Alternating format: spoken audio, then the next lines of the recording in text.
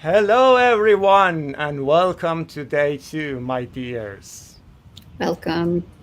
We're very happy to see you all. Today, we are very happy to see you. Today is day two. After what a day actually yesterday we had, right, Sarah?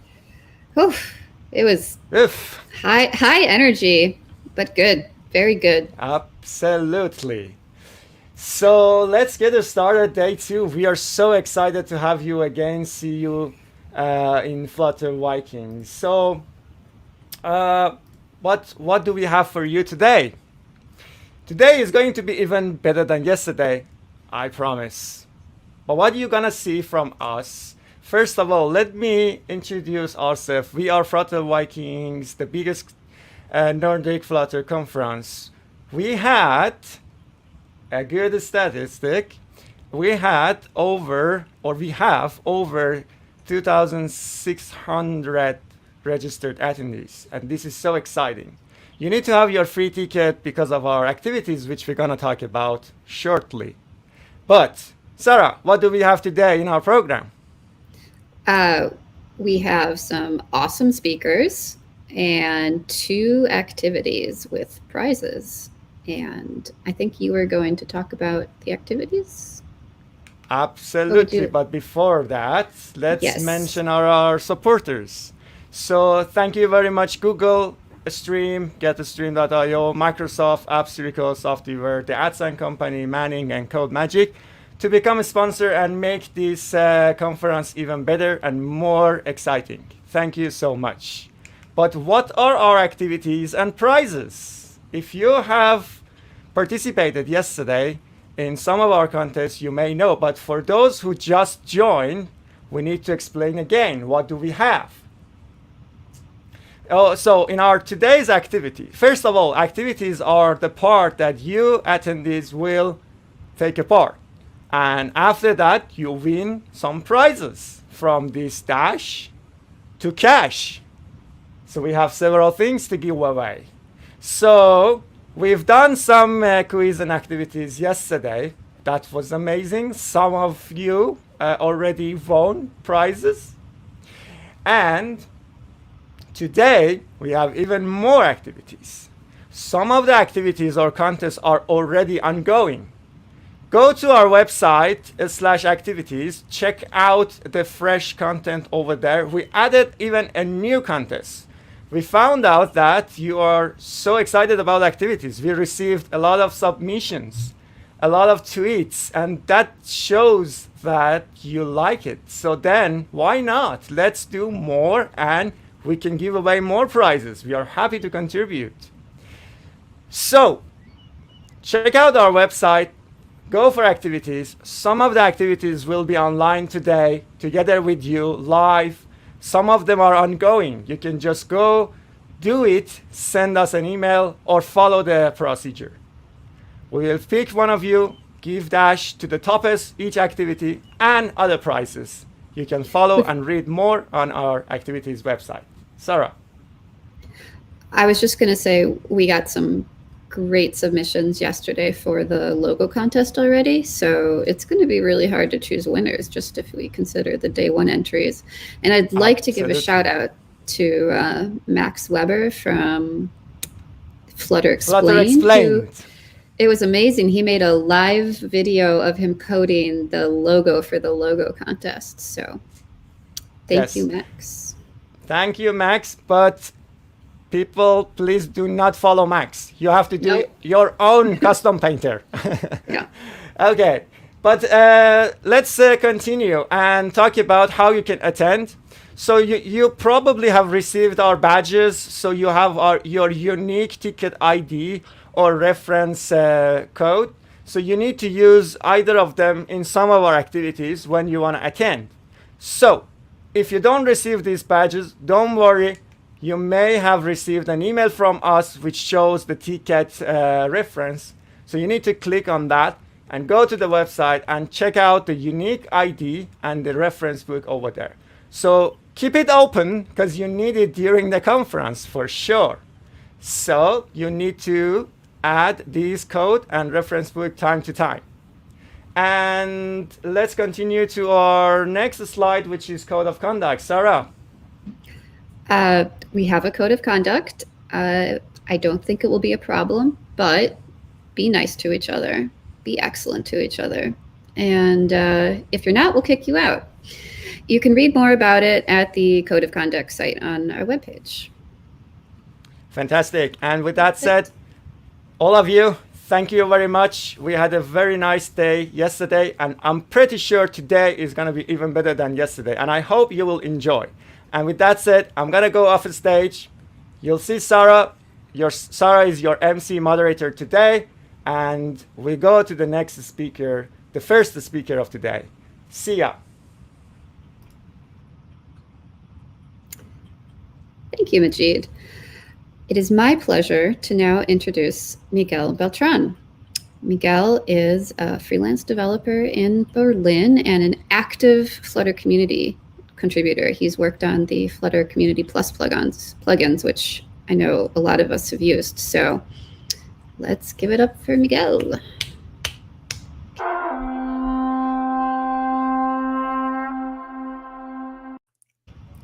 Hey, hello everyone. How are you doing? Hello. Welcome. It's good to have you here, Miguel. Thank you. Yeah, excited. Yeah, so I am. As a former tester, I'm especially excited about your Flutter testing talk. So Awesome. yeah. Why don't you take it away? So this floor is yours. Yeah, cool. So hello everyone. My name is Miguel Beltran. I'm a freelance software developer, and today I will be talking about testing in Flutter. My Twitter handle is MIBLT, and my website is beltran.work.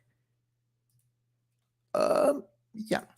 So today I'm giving a shorter version of this talk. I usually will go into detail about how Dart, widget tests, and driver tests are created as an introductory part. But instead, I will do just a quick summary, and we will move into a more advanced part of the talk. Later today, anyways, Pooja is giving a talk about widget testing, so you should not miss it. Today, you will learn about how mocks and fakes, you can create mocks and fakes in Dart, and also why the architecture that you choose for your app will make it easier or harder to test, including decisions on state management and on dependency injection. And finally, we will look at some of the limitations of testing on Flutter and how you can handle them, how we can handle them. For this talk, I have created a small app that contains multiple examples of testing. This app has very simple purpose: to let users rate GIFs by giving them a score. It contains two basic screens, one that displays a list of GIFs and one that displays a list of individual ratings. And users can submit their rating by tapping on the stars. And well, all the code that you see, you can find it also on this repo. There's also the examples on how to do simple tests, Dart tests, widget tests, and Flutter driver. So you can use that as a reference if you want. Let's start with this question. Why do we need to test at all? Actually, it's a very complicated question because there is always a balance between going fast and having reliable code. And this is a quote from the Flutter documentation. The more features your app has, the harder it is to test manually. Automated tests help to ensure that your app performs correctly before you publish it, while retaining your feature and bug fix velocity. And I think that this last sentence is very important. With Flutter, you will see that the speed of development is not only on things like writing once and running two or more platforms, but also on the speed of writing and running tests. So in Flutter, we have three different types of tests. We have the Dart tests, which are pure tests that don't depend on Flutter, that run very fast and are very easy to write. Then we have widget tests, which are also very fast, which allow you to test widgets directly without running on a device. And again, and this is important, that you don't need a device to run a widget test. And finally, we have driver tests, which are indeed running on a real device. And by device, it can be an Android emulator, can be an iOS emulator, can be a desktop application also as well, can be even a website. But it's a real app what is running there. So let's see a quick summary of the three options. In terms of speed, both Dart and widget tests are very quick. while driver tests take a while because they cannot run in parallel and you need to compile the app, you need to run the app, etc. In terms of stability, we see that both Dart and widget tests are very stable, while driver tests are a bit more unreliable because they depend on the device, the state of the device, the state of the app, etc. In terms of coding, writing Dart tests is probably the easiest. Widget tests can get complicated, but when it gets really difficult is where with driver tests, in my opinion. And in terms of representing what the real user is doing, Dart tests don't really do that. You cannot have user interaction with them. Widget tests somehow get closer because you can have interaction, but they don't represent the full experience. And driver tests are the closest to the real user as it can be, well, besides doing manual testing, of course. So we reviewed the 3 main ways a Flutter developer can write tests. Let's see how you can do better now.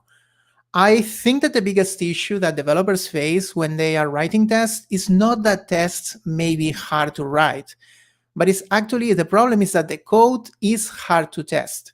So here I will share some tips on how to make your Flutter applications easier to test.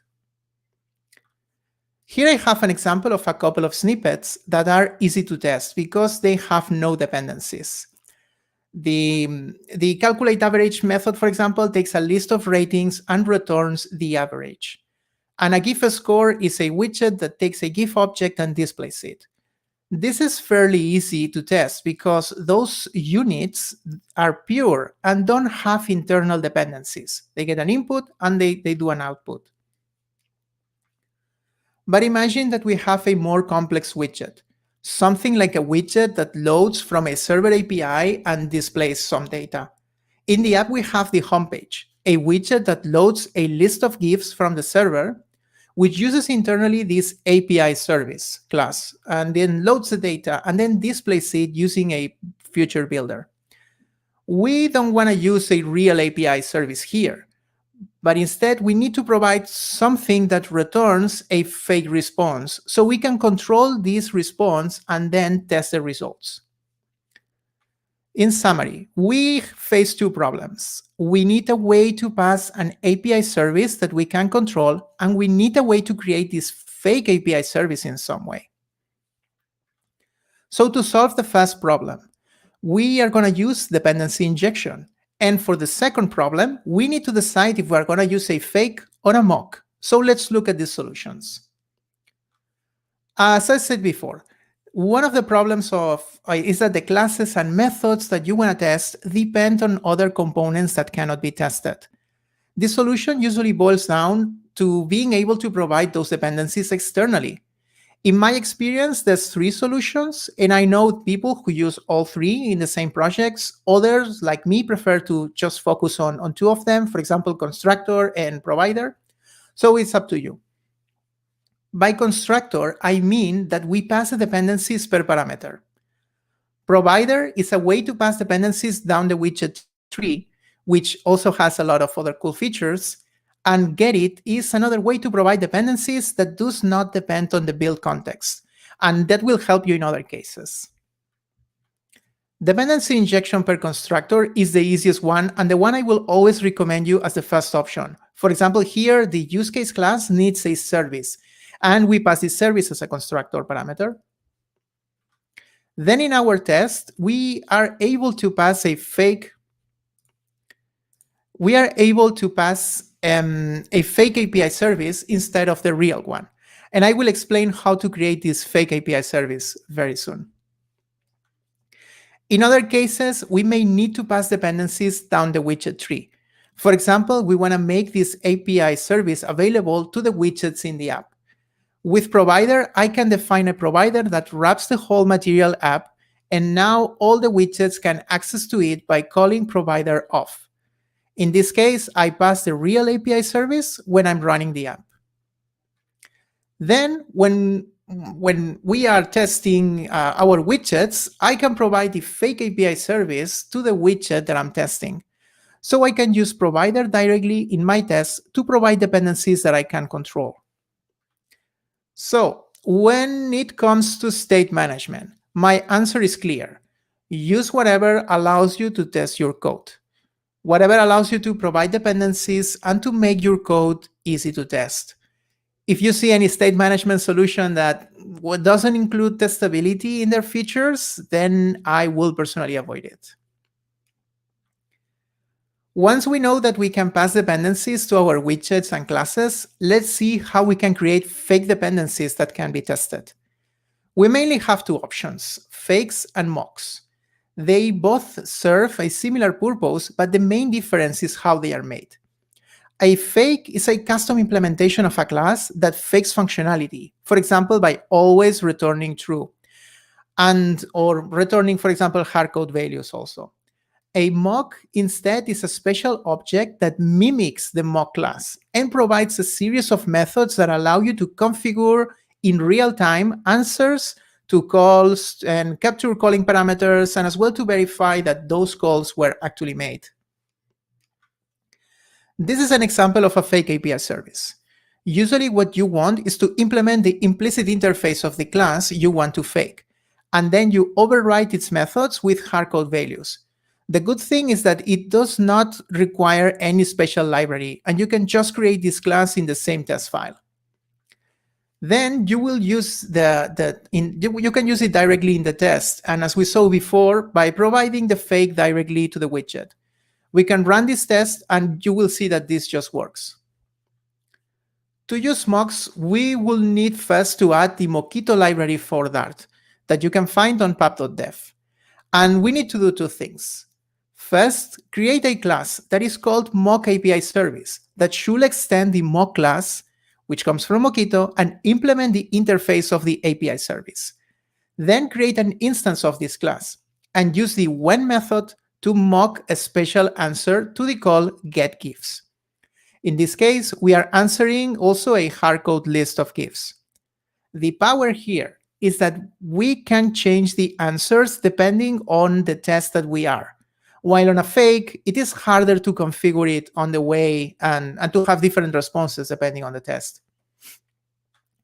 Similar as before, we can pass the mock to the widget using provider, and the test will work as expected. But also, we can verify that the method getGifs was actually called, and that will fail if the method was not called. We can do things like verify it was called 6 times or verify that it was never called. So, which one should you pick? The biggest difference is that fakes do not require any libraries to work, while mocks require you to add Mockito to your dependencies, which maybe in external project you are collaborating with, you cannot do that. Fakes are also easier to write, in my opinion. The when-then answer from API from Mockito can be a bit confusing. While fakes are you just implement a class and then you overwrite everything. However, mocks provide extra functionality that you can also have in a fake, but you can do by hand, which also takes extra work. So which one will you pick? I personally use both because sometimes using a fake is just faster and simpler, and sometimes I really need a mock for specific things. So I use both in my projects. With what you have seen, you know already about enough about testing in Flutter that you can start to have a clear idea on how much we developers can cover an app with tests. But the question remains, how many tests should I have? What's the ideal coverage? First, I want to talk about the test pyramid and how it compares to Flutter. And this is a simplified version of the test pyramid that appears on this blog post by Google called Just Say No to More End-to-End Tests. The idea is that in an app, the bulk of the tests are unit tests, and which is the base of the pyramid. And then you have integration tests, which are less, and then you finally have at the top the end-to-end tests. So what do we understand by unit tests? Those are tests that take a small piece of code and test it in isolation. They are great because they run fast, and they are usually very stable, and they help to isolate issues in your code. Integration tests go a little bit extra and take a bunch of those smaller units and verify that they work together. The power is to verify that the different parts work well together, but you maybe still don't have the full picture, and definitely you are not simulating what the real user is doing. So this is where the end-to-end tests come. They actually take a real application, build it, and run automated tests on it. Google is suggesting a 70-20-10% split on that blog post. 70% for unit tests, 20% for integration tests, and 10% for end-to-end tests. So you may be tempted to think, okay, yeah, Flutter driver are end-to-end tests, widget tests are integration tests, and Dart tests are unit tests. So I should follow the 70-20-10% thing that Miguel just told me. Yeah, well, that doesn't really match. It doesn't work like that. So for me, it's more something like this. You don't want to have a lot of Flutter driver tests because they are slow and they are hard to write and they are hard to maintain. What I understand as integration tests is in fact complex Dart and widget tests that connect two or more components of your app.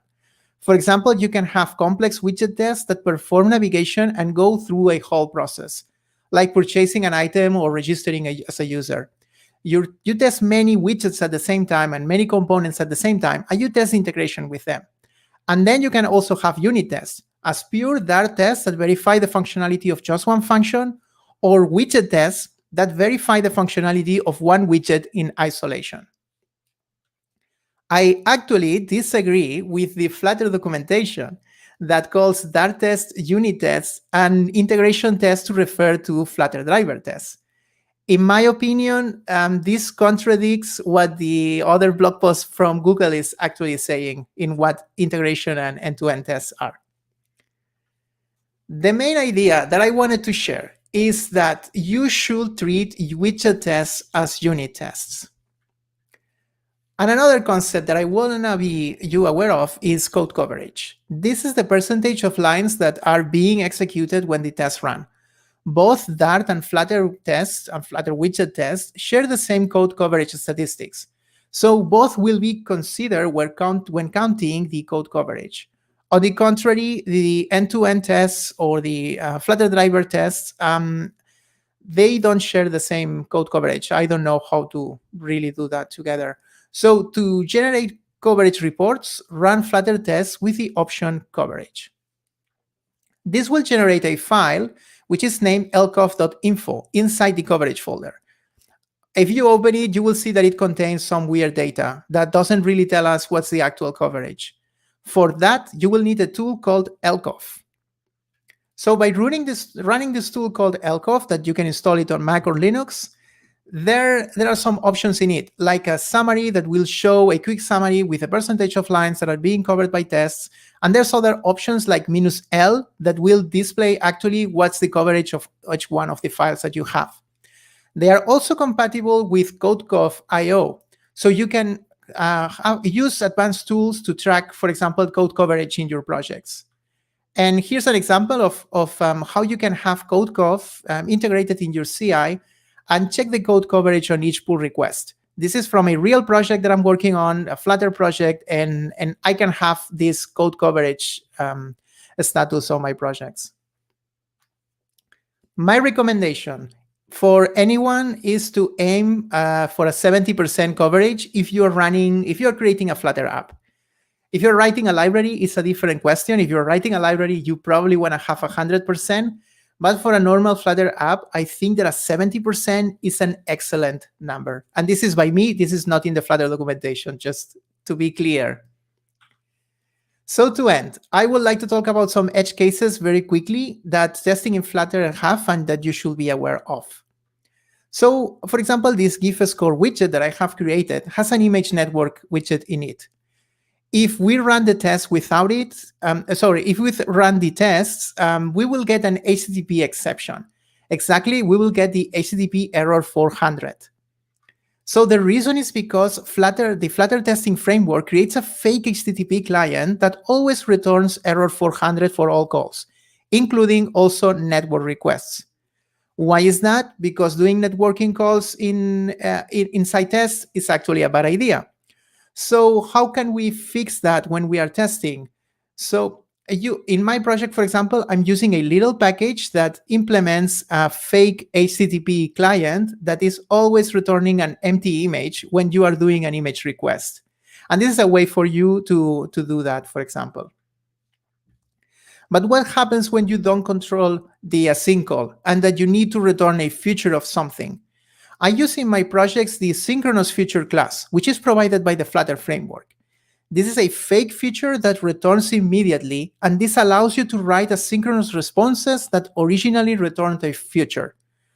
That way, you don't depend on asynchronous code running the test, but rather it immediately returns the value. Finally, I want to show you a couple of new ways of testing that the Flutter team is working on. One is called Integration Test Package, which allows you to run Flutter widget tests on real devices. This combines the power of Widget Tester API with the ability to run on a real device and being able to use the real device functionality. In fact, there are some Flutter plugins from the Flutter team and also from the Flutter community that are using this package. So you can find examples there. The best part is that they also explain how to integrate this with Firebase Test Lab, so you can run these tests on the cloud. And there is also Espresso, which is a more experimental one, which allows you to call into Flutter from an Espresso test. Not that I would recommend you to do that, but it's good to know that this exists. So just a quick recap before I finish. The most important concepts that you have learned. You should write as much as you can Dart and widget tests. And on the contrary, limit driver tests to the special cases where you really need it. How you architect your app will condition your ability to test. Learn how to do dependency injection and embrace it. Mocks and fakes are an important part of testing. Use them as much as you need. And with this, we got to the end of the talk, and thanks a lot for listening.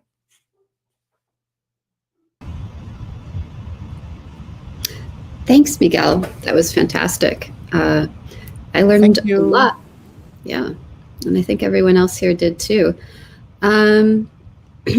We have a few questions. What resources would you suggest for learning more about testing? Yes. So as usual, I start with the Flutter documentation. And then I think that depending on the case that you want to face, you can find really good examples on testing on the official packages, for example, or even on the Flutter source code, you can find really good examples of how to test things.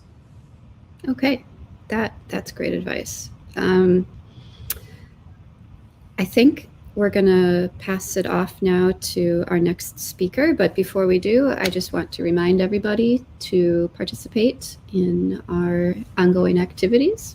We have a lot going on, so go to FlutterVikings.com/activities. Miguel, it was a pleasure to have you. I hope everyone enjoyed. So see you on Twitter. You can ping me up on Twitter, and then I will answer your questions there. Great. Bye. Okay.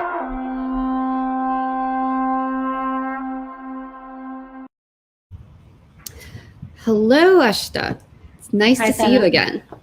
Ashita is my old friend. I've moderated her before. I'm very pleased to introduce her as the creator of Flutter Gems, an amazing resource for the community that helps you. Well, I'll let you talk about it. Just please tell us about your amazing creation that I've started using since I learned about it, by the way. So, yeah. So hello everyone, I'm Ashita, and today I'll be talking about a Flutter developer's journey from package discovery to publishing and beyond. And I am the creator of Flutter Gems, which is currently being used by more than 25,000 developers around the globe. And we will be looking more into Flutter Gems as we go through the talk. So just to begin, I'll just give a brief introduction about Flutter. Flutter is Google's cross-platform UI toolkit, as everyone of you must know here. Because we can build apps for desktop, mobile, and web using a single source code base, it results in faster development. It has a huge library of widgets, which enables us to make expressive and beautiful UIs. And Uh, because code in Flutter is directly compiled to native code, it results in native performance, which again gives us a very fast performance. And it is based on a very easy to learn Dart programming language. So let us take a developer's journey, which most of you can relate to. So we will be making an app named Street Artist, which aims to help users locate street art around themselves. So what will be the first step for a developer in such a case? The first step for the developer will be to gather requirement, because as we all know, that a picture is worth more than 1,000 words. So he will try to scribble something down on a pen and paper, try to make a mock UI, or use some wireframe tools and build it on a screen. So as you can see, this is the mock UI of Street Artist. There are cards with location on it. And once you click on a card, the expanded view of the image will open in a new screen. So thanks to material design language, we now have a, a specific language, a formal language to express our UI elements. Things like app bar, backdrop, buttons, etc. And these widgets have been directly implemented in Flutter. So you can use an app bar, a grid view, a card, an image directly from the Flutter library. So let's see a demo of the app. So as you can see, we have cards with images on it and location. Once you click on a card, the image opens in an expanded view. But if you observe closely, you will find that there is a mismatch in the aspect ratio of the card image and the expanded image. So this is hampering the user experience. As a user, just by seeing the card image, you cannot actually identify what the street art is. So let's try to fix this. A quick solution will be to fix the expanded image in the card image. So as you can see here, the card image gives an entire snapshot of the actual image. But if you see, this UI is not so user friendly. There's a lot of empty space on the screen. The screen utilization is quite poor and it is hampering your visual experience. So what will be a good solution? A good solution will be to maintain the aspect ratio of the actual image and the card image, something like the one shown on the screen. So if you see now, the aspect ratio is equal of the card image and the actual image. Now this is giving a very beautiful user experience. As a user, you are able to understand just by looking at the card image how the actual street image looks like. But the moment we come to this, we now don't have a formal material design language to be able to express this. All we know it's a grid, but how do you express this kind of a UI in words? So then begins what we call the hunt. How to express that widget in words. So just to give you a brief overview, Flutter has a large ecosystem of packages to add functionality to your apps beyond what comes out of the box. Just Dart and Flutter, there are more than 13,000 plus packages available on PubDev. And maneuvering this vast landscape to find the right package for your requirement is often a daunting task. So the first step for a developer is to go to PubDev and try to use their text-based search. But say you don't get your result using PubDev. The next step is to go ahead and ask help from the community. You start going on various forums, typing your requirement, trying to put a snapshot of the sort of UI you need. Using this process, you might get you might get what you're looking for, or you also might not get what you're looking for. Whatever the case is, the turnaround time for your resolution using this approach is pretty high. It can easily run into weeks.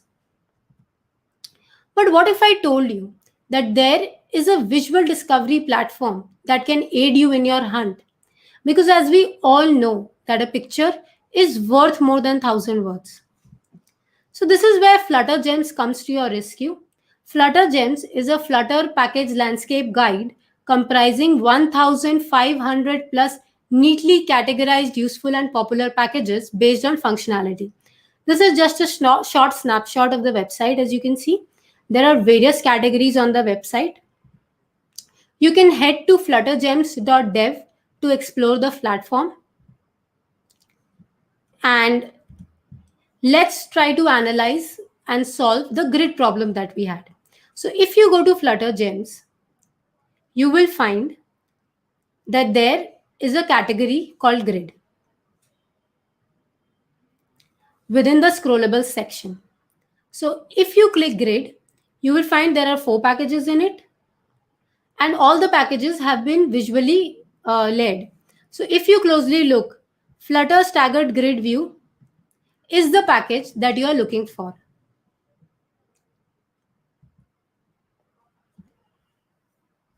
Now let's try to go ahead. As your app improves, so do your requirements. You might want to add a geolocation picker like the one shown, or say an icon switch, which will give us a clustered map view of the street art around your location.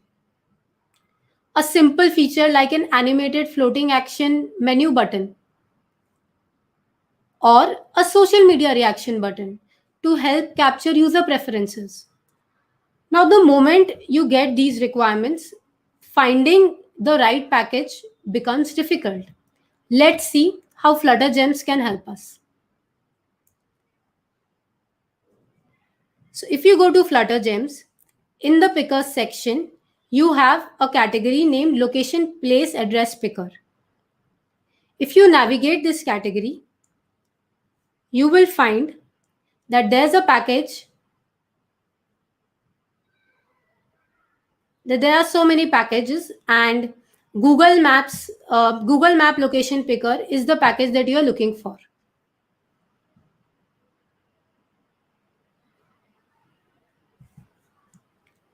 Coming to the next part, we were trying to solve the icon switch problem. So again, if you see, there's a switch category. And if you go in the switch category, you will find that there are again a lot of packages. And as you can clearly see, Flutter Switch is the package that we were looking for.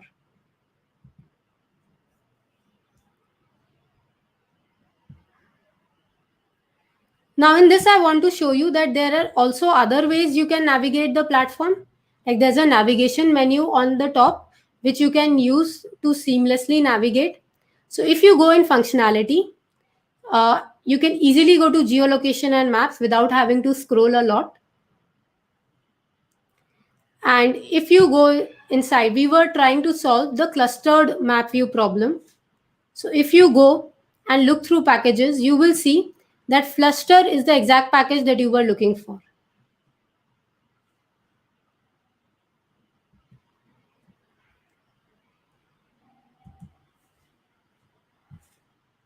Coming to the next issue, the floating action button. So we were trying to make an animated floating action menu button. So let's see how we can solve that. So you can easily see that there are a lot of packages doing various things.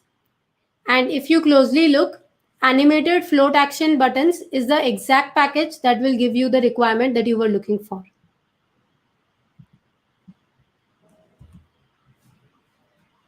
Coming to the next issue where we were trying to add a social media reaction button. So there's a category called chat block social media UI. On exploring this category, you will see that there is a package called Flutter reaction button, which helps us add that social media button that we were trying to add. So just by using Flutter Gems, you can realize that instead of spending weeks to gather or to find out what package you should use, you can literally spend minutes and figure out the packages that you want. And at the same time, it will also help you improve your UI in case you see that there is some other alternative available which is better suited to your need. So definitely go ahead and check the platform. So now let's try to understand the scenario where you couldn't find your package on PubDev or on FlutterGems or anywhere. So how do you go about in such a case? In such a case, you have to try to find a package that most closely resembles your requirement. And you can suggest enhancements to it by raising an issue. It is important that you send across your pull request post discussion with the owner. And the most important thing here is that you must only fork the project as a last resort, because the moment you fork your project, the entire responsibility of maintaining the forked project comes onto you, which is a great responsibility. Now let's try to analyze, we come across a scenario where you couldn't even find a package that most closely resembled your need. So in that case, you will have to go ahead and write a package from scratch. And let's try to understand how you will release that package. So the most important thing in a package release is the documentation. You have to treat your documentation very, very seriously. Your README is the first thing that a user will read when he comes across your package. It has to be treated like your Tinder profile. A good README, your README can actually either get you a left swipe or a right swipe from the user. Your API has to be well documented, and it is important to understand that you must include micro examples instead of large monolith ones. Because what happens is your package most often provides a lot of features. And as a user, I might not be looking to use all the feature that your package provides, but say only a certain number of them. Now, grasping the features that I want to use from micro examples is way easier comparing to figuring them out from a large monolith one. So, for user benefit, you must include micro examples highlighting different features of your app. Just releasing the package is not work done. You also have to maintain your package. So, you need to set up automated testing using CI/CD tools. Now, these are often free for open source projects, and Travis CI is one of the most commonly used ones.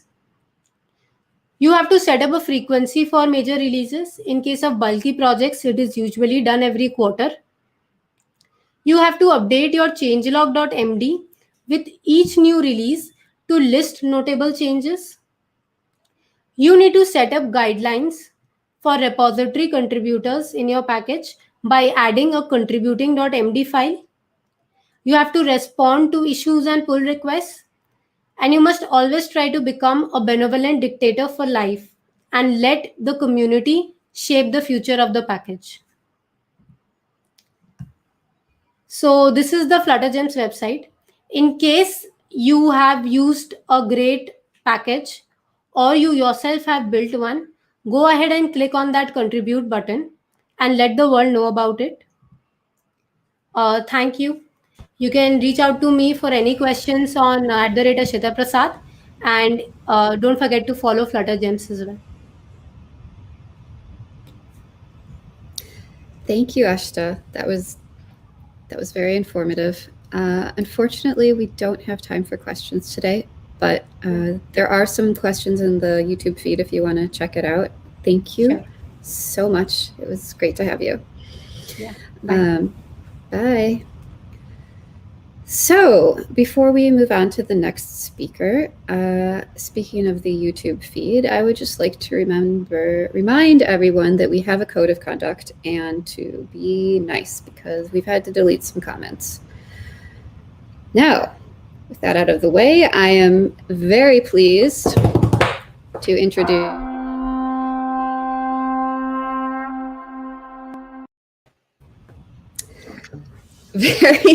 very pleased to introduce Vladimir Ivanov, who will be talking to us about fried bird.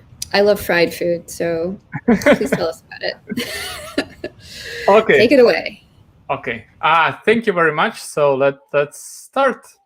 I hope everybody can see me well and see my screen. So today we're talking about preparing the Flutter project for the commercial development.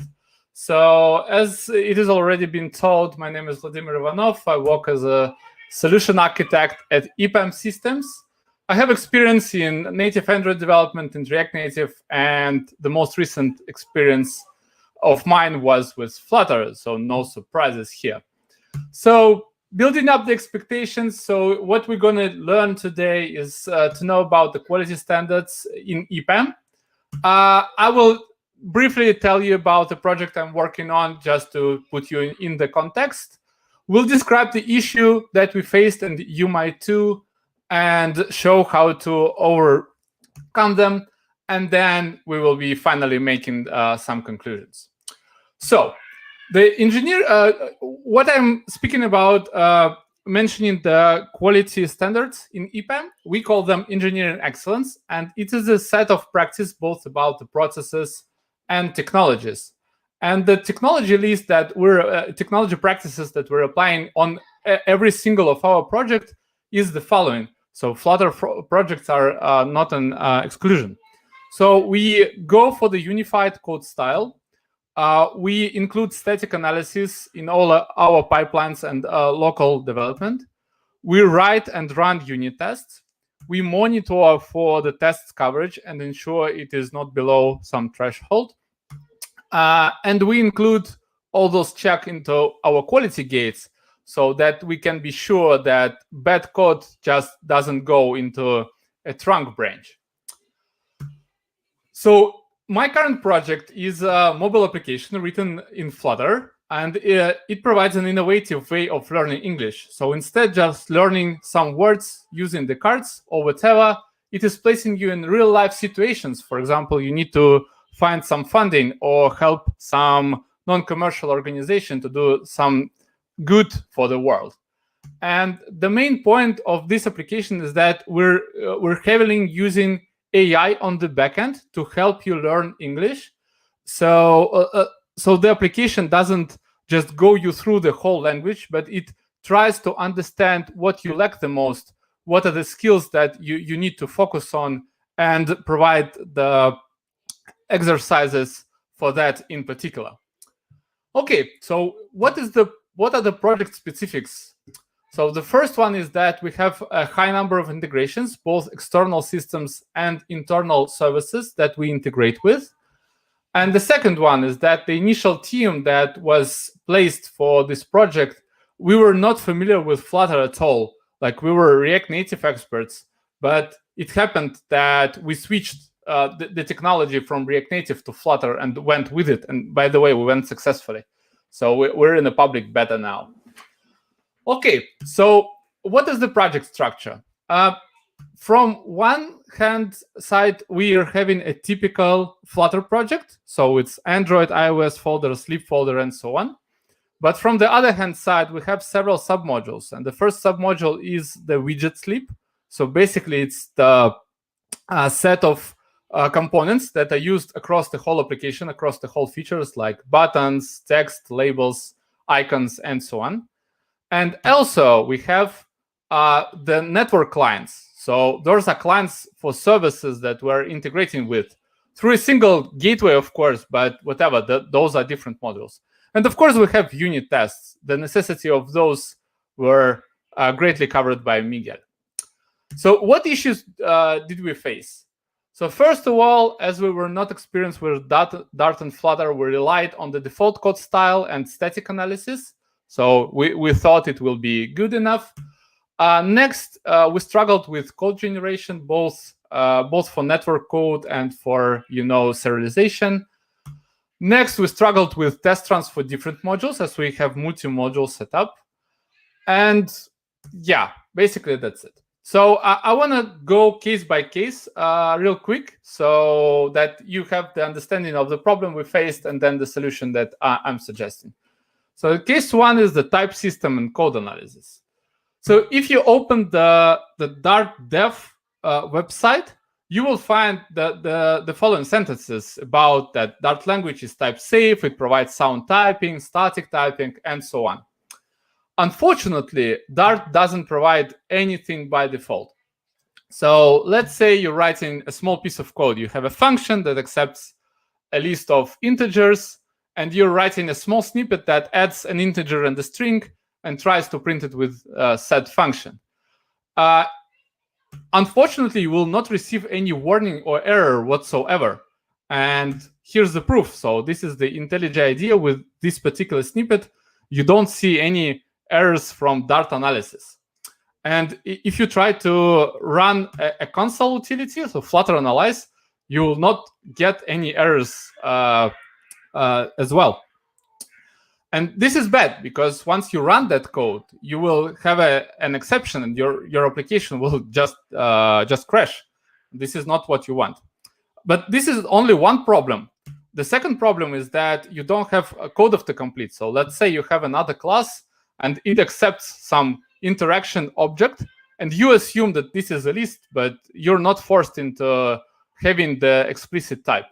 And if you try to write some code for this interactions object, you will not receive any autocompletion for any list method. And no surprise, nobody knows that you assume that this is a list. So it's not very easy to write the code, right? So this is not optimal way. And moreover, when you enable some checks, the tooling is not very great, because you will not get a suggestion that let's add a type, for example. No, it just show you the warning, and that's it.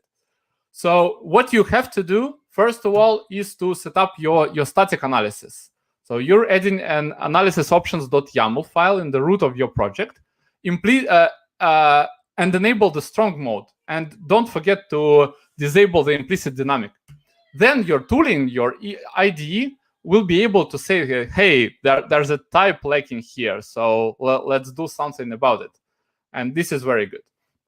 So the conclusions for case 1 will be is that use analysis options YAML right from the beginning. So please place it in your project before you write any code whatsoever. And then when you have it, configure it according for your needs. For example, you can get one from the Flutter framework itself, so what they use for developing Flutter.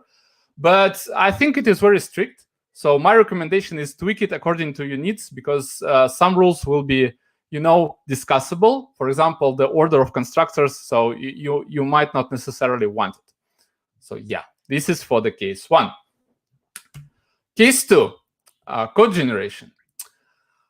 So in our project, we have a layered architecture. So we have UI components on the top, then we have business logic implemented with MobX, and we have the backend clients that I showed you with the project structure slide. And we have different clients and different services. The problem in this is that we have a lot of services, so 5+, and each service has a big API surface and a lot of types that we need to use. Writing the code manually for this amount of types takes a long time, and it's error prone. So this is bad. So what we went for is OpenAPI. So we specified the API with OpenAPI specification so that we have the code generation options. If you're not familiar, so OpenAPI is some kind of a protocol that allows you to specify any REST API, both for backend and client, and generate code for both parties. And that's good. So the example of OpenAPI is here. Let's say you have you want to expose a pets endpoint with a get method. So you can easily do it like this. Provide the responses, let's say 200 or 404 and so on.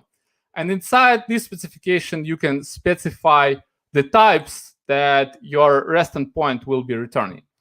The types themselves are described with YAML as well in the same file. So for example, you're describing the type named general error. It will have a code of type integer and the message of type string. Okay, so how do you use it? You're going to just download the jar file, open API generator, and say generate. And then you have some options. So first options is -i. This is the input file, your API specification.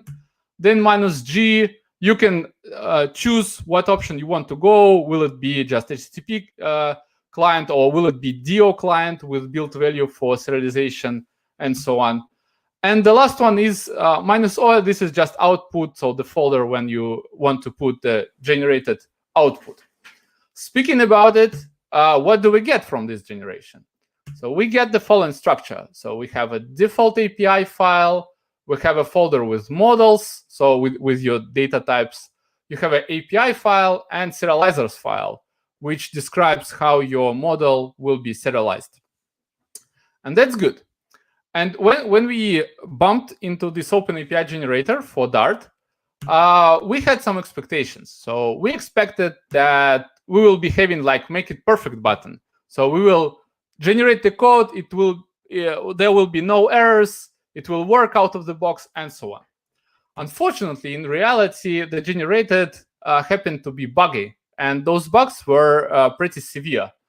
So we had to patch the buggy code. And you know, when you have the code patched, you need to commit them, and this is not great. And when OpenAPI YAML is changing, then we had to redo the patches, and that was a pain. So that wasn't what we expected for. So yeah. Conclusions for the case 2. So if you have this heavy code generation, try to look for alternative. Try to avoid code generation. I believe that writing manual code for this amount of types is not optimal, but maybe you have some other situations and you may avoid code gen. Otherwise, like in our case, go for the automation. So if you have anything to patch, you need to automate it, so in order to avoid the pain. How to automate it? Fortunately, I have a receipt, so we managed to automate working with the OpenAPI completely. So here down below, you see the link. I have an article with full code examples, how to automate OpenAPI generation. And briefly, the algorithm is the following. So you need to automate downloading the jar or installing the OpenAPI generator through NPM. Then downloading the OpenAPI YAML. For example, if you have GitLab, this is really easy. This is just a CURL request to get the new version of the OpenAPI from the backend code repository. Then you generate the files, then fix the imports, for example, you fix the formatting and so on. And then if you're using build value for build generation, you're just using, you're running build runner. And that's it. Again, the full description with the problem statement and with the solution you can find on my website with the link down below. Okay, that's it for the case 2. Case 3. So Miguel gave very well the understanding why you need to write the test and how to do that. Let's see what can be the problems with tests in a production development. So the first problem is that actually Flutter and Dart have 2 different types of tests, right? And you need to use different command line commands to run them. The second problem, well, as a consequence from this statement, is that when you just run Flutter test in the root of your project, you actually don't run the tests for your submodules, and we have some. And this is controversial because, for example, pub-get is running pub-get for submodules just fine. Then the problem is that you can't measure the code coverage, right? Because you have different submodules, so the code coverage is calculated differently. And getting the code coverage itself requires additional steps. And this is like unfortunate. Okay, speaking about the coverage. So as Miguel already covered, we have it as lcov info file. This file is accepted by GitHub, GitLab. However, we're using Bitrise for our mobile CI/CD, so it is not accepting it out of the box. However, it accepts the JUnit format. And also, in order to see the coverage, you need some kind of a HTML report, for example, to share it with the test team or with your product owner and so on. Also, what we want to do is that we want to ensure some level of code coverage. Miguel was speaking about 70%. Right now, we have 45%, but we're constantly working on increasing that number. And the problem, one of the problems that doesn't exist for Java or for Android or whatever, is that right now the coverage doesn't work for branches and functions, and it works only for lines. Okay, so I want to show you an example how the HTML report for coverage looks like. So this is a bit outdated for our project. We have 45% right now. Right now it shows 27 here. And you can see that there are different files from different directories.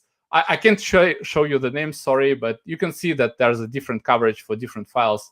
So you can monitor where are the places that code coverage is not complete. Okay, how do you do all of that? How do you get HTML report, and how do you ensure that you have the minimal code coverage assured? Let's see. So, for example, we can have a small shell script that will automate anything. So first of all, we need the tool that will convert the results of the tests to the JUnit format. Then we need to run the tests with the flag ---- machine. It will generate the JSON format, which is machine readable, and that is accepted by the JUnit tool. Then this is very important. So when you calculate your coverage, you don't want to include some part of your code. For example, generated code has no sense to be covered by the test files, right? Because you're not writing them manually. Or maybe you want to exclude some widgets from the test, and so on. Then when you have all this excluded, you can generate the HTML report right from the lcov file. And then you might want to check for the minimum coverage. So for this one, you need a special package called check coverage. The problem is that there is no such package out there, so we had to write it. We plan to share it, but we don't have that published yet. But yeah, just follow me on the social media. I will post once we publish it. Okay. So this is all good, right? So we have tests, we have test coverage, we have static analyze, we have the CI/CD pipelines that automate all of this, and they also ensure that we have the Android and iOS builds building correctly. So this is very good. However, it may take a lot of time, may take up to 30 minutes. And we want that feedback loop to be as short as possible. So we're working on tightening the feedback loop. How to do that in a production project? Of course, using Git hooks. So all the quality checks, all the quality gates that you want on your CI/CD, you want also on your developer machines. And this is really easy. So just write a small shell script that will do those things. So, for example, run Flutter analyze, or run your tests, or format your files. So just put it in the Git hook. So every time a person wants to commit and push the changes to the repository, all of those checks are passed, so that you ensure that your repository doesn't contain, for example, the code that is breaking the tests. Okay, so the conclusions for that. So first of all, please check your code coverage. This is important. Check that it is not dropping while you're developing new features. Then use Git hooks for faster feedback. So this is the takeaway for case 3. And the last but not least case I want to talk about with you today is supporting different environments. So I'm sure that you have to test your app against different environments. Let's say you have a dev environment. Then you have some QA environment when you do your manual tests. Then you have some staging environment when you run your performance test or end-to-end test or whatever. And then you, of course, have production. So maybe they all differ only in the API URL. But maybe you want to include different icons for them, or different names, or you need to include different configs for analytics or crash reportings, and so on. So we are, with our project, we're out exactly in this situation. So we're using different icons to visually distinguish different applications, and we need different configs for analytics and crash reportings. So our expectation was that Flutter flavors mechanism will easily solve our problems. Unfortunately, configuring flavors for iOS is a pain. For Android, it is really easy because you just add a flavor to build Gradle, then add a folder to src, and everything works out of the box. So that's it. However, for iOS, it is really a pain. But what I want you is not to have in the same pain as we did. So I'm providing a checklist, what you need to do step by step in order to have a new environment supported by the iOS application and by Flutter flavor for iOS. So what you need to do is clone the target, then clone the scheme, then clone the configuration. So there's an entity called configuration for release, for debug, for profile, and so on. Then you need to ensure that your scheme is named in uppercase. Otherwise, Flutter build will not be able to find it. Then you need to ensure that your scheme is pointing to a proper configuration. Otherwise, you will not be building what you want to build. Then you need to ensure that the scheme is shared in XC project and not in the workspace, because again, Flutter build will not find this scheme. Also, you need to ensure that the configuration for all targets bundle ID, necessary bundle ID, and uses the proper provisioning profile, because if you have this mismatch, you will be having weird issues for that. And of course, once you have done all of this, you need to check locally that the command flutter build iOS -- flavor works fine and builds the application you want to build. Okay, so the conclusion for this is that we have if you have the distinguish between your environments only in the API URL, just use the key _define for your build, and that will be easy. If not, use flavors, but mind the checklist that I provided on the slide before. Okay, so that's it for today. What we knew today is how to configure the code style and typization, how to work with code generation with OpenAPI, how to work with tests and code coverage, and how to configure a Flutter application for different environments. Knowing all of that, what I would like to make the final conclusion. I want to say is that Flutter is ready for commercial development.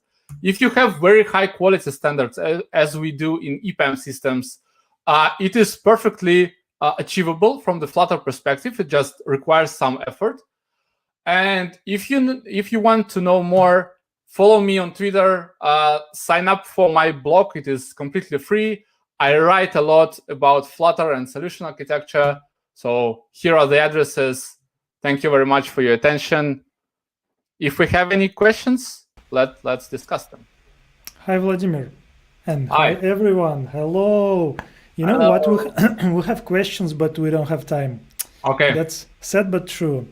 Sorry, Vladimir, but you can ask your questions to Vladimir in chat, in his blog, anywhere in the internet.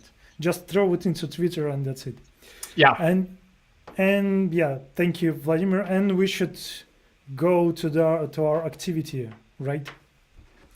And our next activity is from Alberto Maiola. He is author of the complete Flutter reference book. Hello, everyone. Hi, Alberto. Hello. How are you today? I'm very fine. It's very a pleasure for me being here today. It's bigger pleasure for us to have you here. So, and could you please speak about the activity? Yeah, sure. Today we are going to run a quiz in which you'll have the possibility to win our book, which is called, of course, Flutter Complete Reference. So it's nothing difficult at all. You just need to answer true, false to a series of 10 questions in at maximum of 8 minutes, and the winners will be able to win the paper copy or the digital copy, depending on the positions you'll get on the leaderboards. Wow. Shall we start right now? I'm signing. Yeah, I have something to tell you before.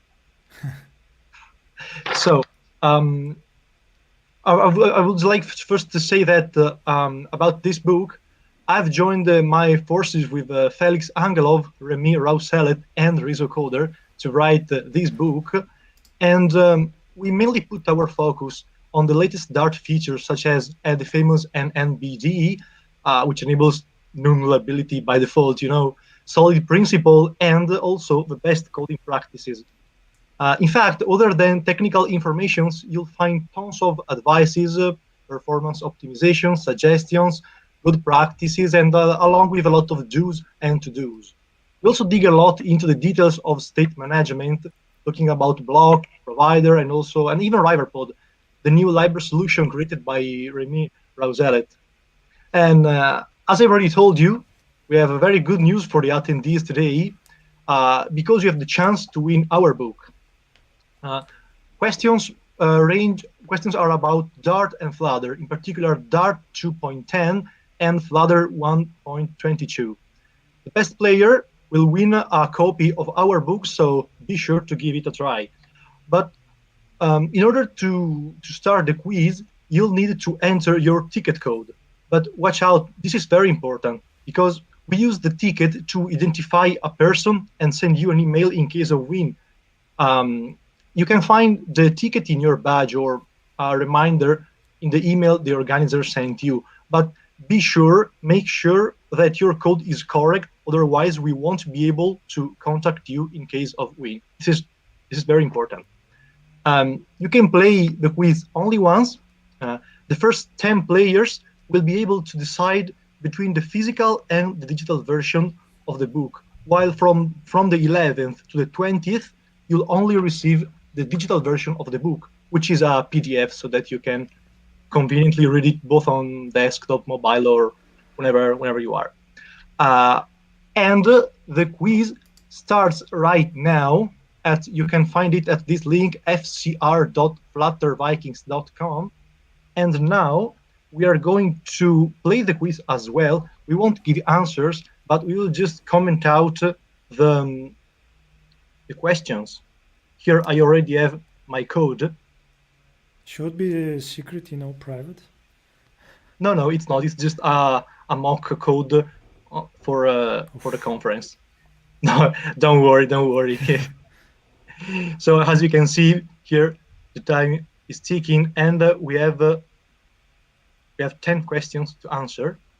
For example, here we have a coding question, which is about null safety, because as you know, Dart is moving towards the NNBD feature, which is non-nullability by default.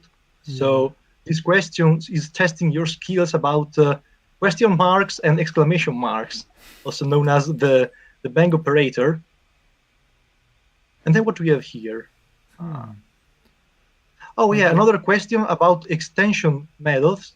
Extension methods have been used very a lot recently, especially with, for example, the block library, RiverPod, and many other state management solutions use extension methods, because calling context.something is usually very convenient and short. So the developer really like having this option rather than writing more and more text. And if you are from C# background, you should be definitely familiar with extension methods. Yeah. I think they have grabbed them from looking at C#. There are also many languages in the past already implemented extension methods. I recall that Delphi, which is the son of the old Turbo Pascal, he also has extension methods, which is quite old. And here another question about set state. Set state is at the basis of state management. It's basically raw state management, but nowadays with block, RiverPod, MobX, basically set state is not used anymore because it might be very tricky. Oh, sorry? Hello to React users from web. Set state, you should be familiar with that. Set state may be really tricky to use properly because it has to be mixed with inherited widget, a lot of boilerplate, and developers are lazy, so who knows? And this is an infamous question. Multiple inheritance is allowed. Hello, C++ developers. Who knows? It's not specified where. Like maybe it's not about Dart. Probably the question should ask multiple inheritance is allowed in Dart, but this quiz is about Dart, so our users will be able to figure it out by themselves, probably. I wish. I wish too. Yeah. You shouldn't give tips. I've been using yield star a lot recently because I have approached it to the block library, which heavily relies on streams. So yield and yield stars everywhere basically. On streams. I'm not going to say if synchronous or asynchronous, but Serious question. If I put a lot of yields in my code, does it count as functional programming? I think that this is very subjective. I don't want to open a debate, so I just will say I don't know. I don't want to start a debate right now. It's very subjective here. Ooh, nice one. The element tree. Flutter maintains in parallel many kind of trees, such as the widget tree, the element tree, the render object tree, the semantics tree. So trees everywhere. But of course, the developer is only asked to take care of the widget tree, but all the other widgets are handled under the hood by Flutter. Yeah, and if someone is asking me like, so what is your job? I would say I am a lumberjack because I work with trees. Yeah. I kill trees. I try to kill trees. The final. Well, this is a rather simple question because I think that everyone with a minimal Dart background is basically always writing final or var. You probably also dream about them because you type inference is very popular right now. And this question is about navigation. I'm sure you've heard that recently the Flutter team introduced the new Navigator API, Navigator 2.0. Yeah, I mean, we had a talk yesterday about that. Yeah, Dominic got a talk about this. So, yeah, it's trying to solve a few problems about navigation. I've seen most of people happy with that, but also a part of the community complained about not being really what they were looking for. So we will see what the team will get out from this. Do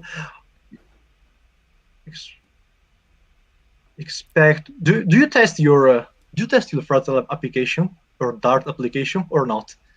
Because if you don't, you might have trouble answering this question. Some people say that tests are worthless because you will like change your code in matter of weeks. So what's the point to test it? What's the point of testing? Yeah, because like applications are moving so fast, they go up and down, they're releasing, they go in nowhere. Well, imagine having an enormous application made up of thousands of file and having like 10 people working simultaneously on GitHub. I mean, if you had no tests, it's true because the code evolves very quickly, but it's also true that you have to make sure that the code always behaves as you expect. But even in computer, parallelism and concurrency is very difficult to handle, and the same works in the code. You need to find a way to systematically and automatically run tests. I mean, you could remember to run a test, but you could also forget because, and I forget a lot of things. So the computer is way better than me at remembering what to do. So writing tests is finally what you should be doing. And also there is a bus factor. So how many people should be hit by bus to stop the project? So, I mean, maintain test. There are two applications. When you make a Flutter application or any other kind of program, you always to maintain in parallel two projects, which is the project itself and the test folder, basically, because of course tests has to evolve along with the code. They are not two standalone pieces. So testing has a cost, which is a cost in terms of time, but it's for sure it's worth. But so for whoever asked the question, it may be very painful because if you have a larger code base, of course, you will have a large test folder in this case. Yeah. Tests, they're like a Golden Gate bridge. So if you paint one part of the bridge, you should start painting another, because... I would like to quickly give a look at leaderboard to see the. Okay, we are okay. It looks like there's somebody's actually playing the quiz, like here. A lot And of people. Yeah, and here we already have a winner, as you can see. Of course, everyone will be able to, from the home page, to click on this button and see the leaderboards. If you want to know your position, just type your token ID here and then press search, so that you'll be able to figure out where you are on the leaderboard. So I just wanted to remind you that from the 1st to the 10th position, you'll be able to decide to get the book in digital or paper version. And from the 11th to the 20th position, we have more than 20 attendees in this quiz. That's very good. You will be able to only get digital version.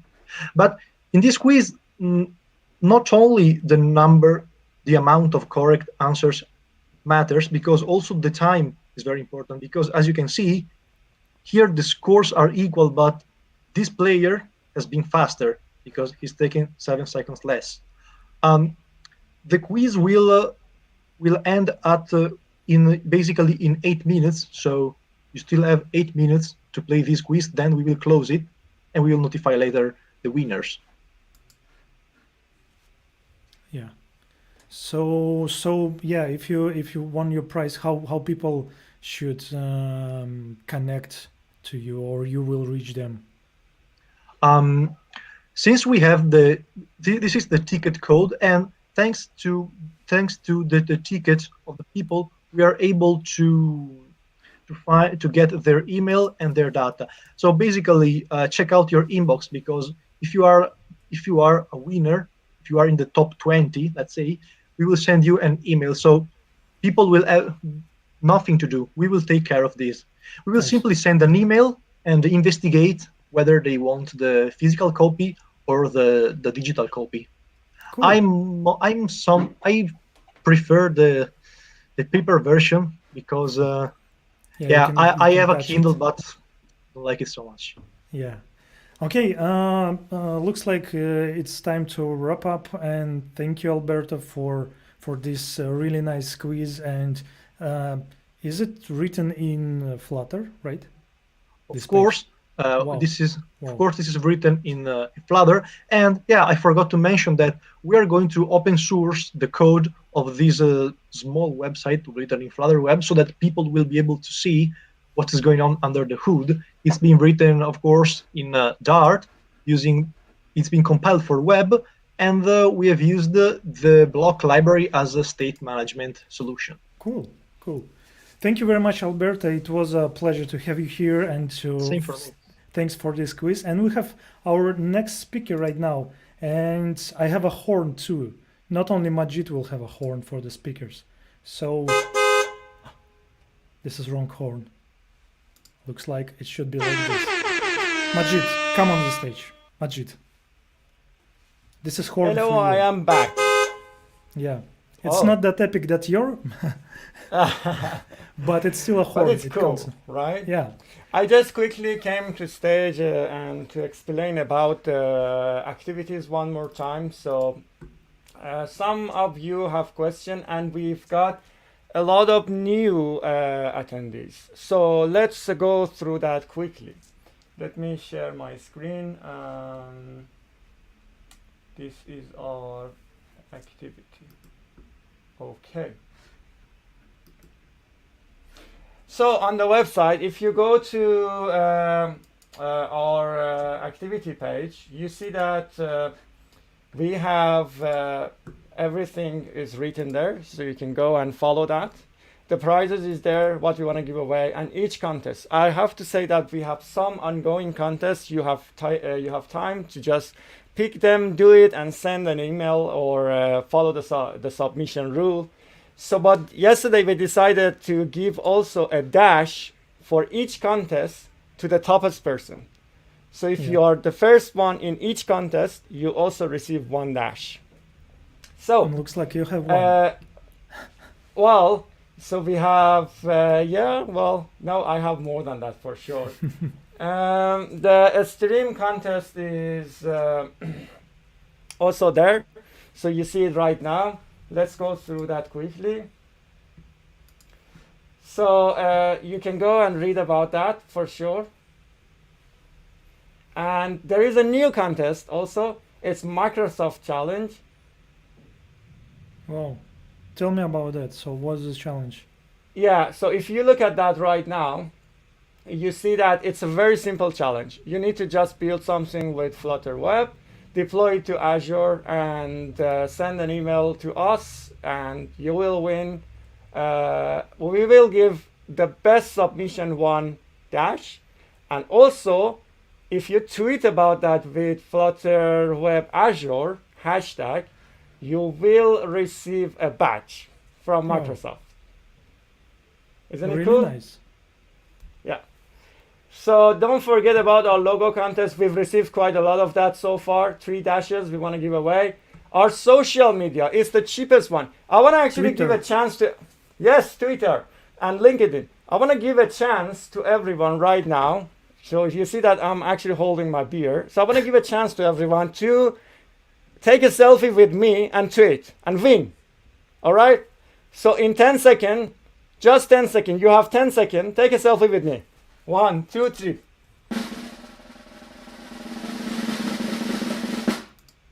Oh, sorry, this is the wrong sound effect. Yeah, it seems like it's the wrong one. All right, so just tweet about this and win. And all right, the other activities will come on stage later. That's good. If you have any questions, send us an email or ask on YouTube. We will answer them. I'll go and you can continue, Evgeny. See ya. Yeah. See you, Majid. And actually, one thing that I wanted to say, because, hey, I am MC here, I can tell whatever I want. I wanted to show you one link. Actually, FlutterVikings is the best conference in the world, but there would be another conference in a couple of weeks. So if you're into the Dart and Flutter, please join this conference. It's called Dart Up. So it would be 4th to 5th of December. So in a 2-3 weeks, whatever. And we have, as you can see, the website with these things. Everything is like moving. Wow. And the lineup is super cool. So we have a couple of pretty famous Googlers here. So this was advertisement. So, and it's free and it's online. So go there, register, and yeah. But FlutterVikings is super nice conference. November conference. In December there would be another conference. That's it. That's it from my side. And we should welcome next speaker.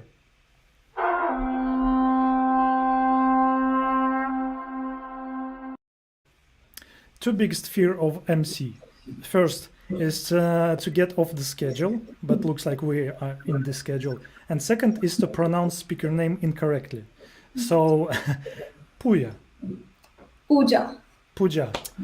Yes. Okay, I'm so bad at this. So, I'm terribly sorry. So our next speaker is Pooja, and she is a GD. Yeah, GD United. Really nice. Yeah, and she also doing a lot of stuff in Dart and Flutter area. Also, Pooja is organizer for Women Droid in Bangalore. So a lot of things. Pooja, how you have time for all of this? I had no idea. I still sometimes think that like I'm doing a little bit too much, but then I think the best part is when the community reacts back to all the work that you have done, and that gives you the validation that you're doing whatever you're doing, even if you're doing something for the entire 24 hours and 24 hours is too less for your day, it's good enough. Yeah, and by the way, to show your support chat, please post something in the chat post in the chat. And speakers, because being a remote speaker is like being a bad comedian. You're telling a joke and no one is that silence. So yeah, so please show your support to the speaker. And yeah, today you're going to talk about testing, and Miguel touched testing a little bit. So, and this is second part of Flutter testing, and stage is yours. Thank you so much. So today we are going to be talking about widget testing for dummies, and I already had like this a talk before, which was the state management for dummies, because these are the kind of like topics that are pretty kind of difficult for Flutter beginners to pick up, and we are all dummies in such topics. So I thought let's just teach you the way I learned it, because I'm also a dummy in all of these topics as well, and somehow I learned it. So I'm going to be step by step tell you how I learned widget testing in Flutter, and hopefully that will help you learn and proceed with it. So anyway, hi, I am Pooja Bhaumik, and I am a Google developer expert for Flutter, and I work in Bounce as a senior engineer, work full-time Flutter, and I do a lot of community work outside of the salary work that I do, so which is mostly Flutter. So one of this is talking to you guys through this conference, FlutterVikings, and I'll start the talk now. So the question to every one of you is, do you test? Now, I know a lot of you are going to be looking at like yourself and like, probably not. Like, even if you're a seasoned developer, it is a possibility that you may not test. And maybe all of us like are similar here. So even I did not test much. Like I still don't test much, but I'm learning it and trying to get the hang of it, and trying to add test cases to whatever apps that I'm building, even if it's a small app, so that I can learn by doing. And with this talk, I will tell you how I learned it, learned widget testing by myself while doing an application. So this can help you even learn the trick of learning something, and also widget testing, of course. So now the question you might ask, that people usually start with talks like all the types of testing, which is like in Flutter you have widget testing, unit testing, integration testing, but why am I focusing only on widget testing? Well, widget testing is pretty unique in Flutter. Unit testing and integration testing is similar concepts and different languages and frameworks that you work with, but widget testing is unique to Flutter. So I thought like let's just take this topic out and learn it a bit better, because I think this is pretty interesting that once I got the hang of it. So now the question is, do you really need to test UI? Now, I'll tell you one incident that happened back in 2018 in the US. This was a message that was sent to the entire state of Hawaii, alerting that there's going to be a ballistic missile threat inbound to the state of Hawaii. And by the way, this was all sent by mistake because of a human error, as they would say, but I would call that as a design error in a way. It was all a false alarm. And after the mishap, everyone started making a lot of memes on it, like, like guessing and predicting how was the software designed that they could actually make such a mistake. Like instead of pressing the drill test button, they pressed the actual test button. I'm like, how bad could the software be? And that's why people started discussing why bad design is catastrophic, but more importantly, design should be tested. And that's what we're going to do with widget testing. So I'm going to be showing you a sample of a prediction that a lot of people had, is that how the software is going to look like. It could look like something like this. Watch this carefully. Yeah, that was totally not predicted there, like that software could actually act like that.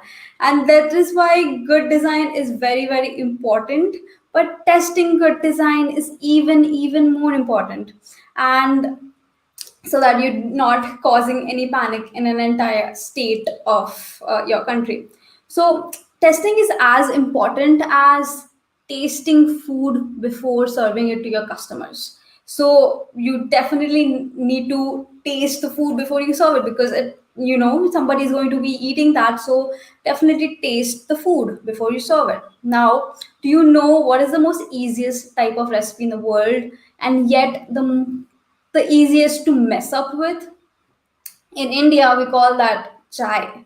So, and others might call that tea in English, and we call that chai, which is the most easiest recipe in the world. Yet, you can really mess it up with a number of things. Like, it's a very simple recipe. You have a water, milk, tea powder, and sugar, but you can mess it up with too much tea powder, too much water, too much milk, less sugar, more sugar.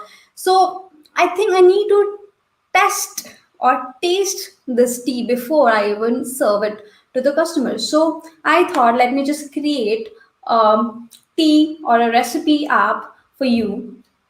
And we are, the app obviously does not look that great, but it does my work of how I can test my tea before serving it. So what it does is, I'll show you here. You have a list of recipes where just like, so I can take as a tea and then click on it, and you just have to like say that, the perfect recipe actually includes 1 cup water, 4 cup milk, and 1 teaspoon of tea powder and 1 teaspoon of sugar is perfect for 2 people. And we boil that, and that's a perfect milk tea. And you can even have black tea at where you don't give any kind of milk. So that's, the black tea is ready. And by the way, I know that's not a responsive design, but that's not the talk about. So there are a number of things that you can do with tea, and it can turn out to be in different types of outcomes. If you give too much of milk, it's that whitish tea that we really hate. And if you give too less milk, it's like that blackish or brownish tea that you still don't like. So you need to have that perfect amount of milk to actually create the perfect milk tea.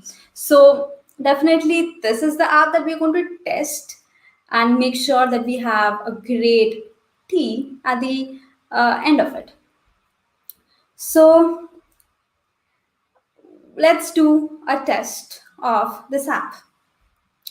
Now, the first test that we should do is verify if recipe tea is present in the list of recipes. Now, before I move on to this thing, let me tell you, you don't actually have to learn all the basics, like read a book on testing and then start testing. That's pretty much not how I learn things. I try to start an app, I try to start a feature, and then I realize, oh, I actually don't know this. Let me try to learn that. Oh, I actually don't know that as well. Let me try to learn that. And that's how I did. I did not know how widget testing works, but I knew the questions in my head. I want to know if this is a black tea. I want to know if this is a milk tea. I want to know if there's too much sugar in the tea. I want to know if there's less sugar in the tea. I had questions on the tea, so I knew my test cases. And that's what I wrote down. I wrote down my test cases, and that was the first one that I could think of, was verify if the recipe tea is even in the list of recipes. So of course, how can you find that? You can find that by the word tea or by a key. Now, you might be a little confused if you're very, very beginner, is that I don't even know how tests look like. I think I will need a little bit of basics to start with. And of course, let's rewind a bit and go to a little bit of basics. Now, you might ask, how much of basics should you learn for writing your first test? Well, the answer is enough to write your first test. So the question you should ask, if you are a new cook and you don't know how to cook, and how much should you learn before you even start cooking your first dish?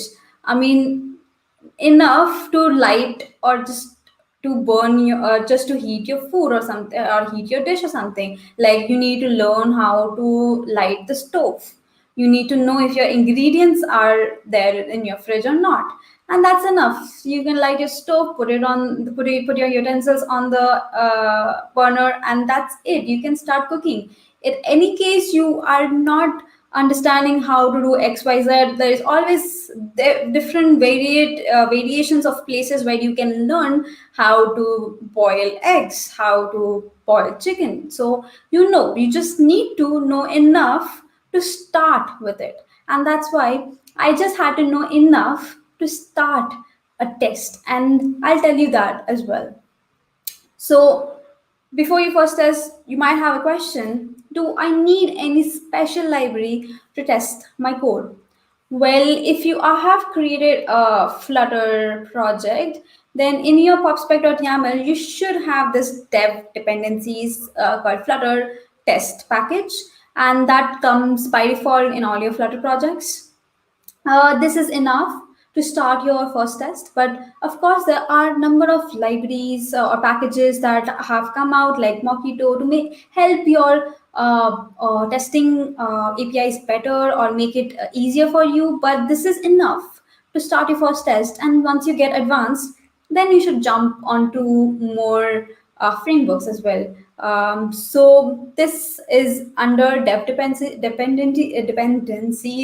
because it is only used while development and not for production. So that's why it is under the dev. So that's your first thought or question you might have asked.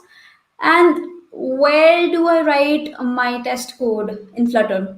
So I don't know, it might vary in different frameworks, that the folder of test might be in different locations. For Flutter, we have it inside at the same level as lib, Android, and iOS folders. There is a folder called test folder, which by default should have a file called widget tester dot or something, or some name that I forgot. Like a default file should be there, and that's where you should start writing your test.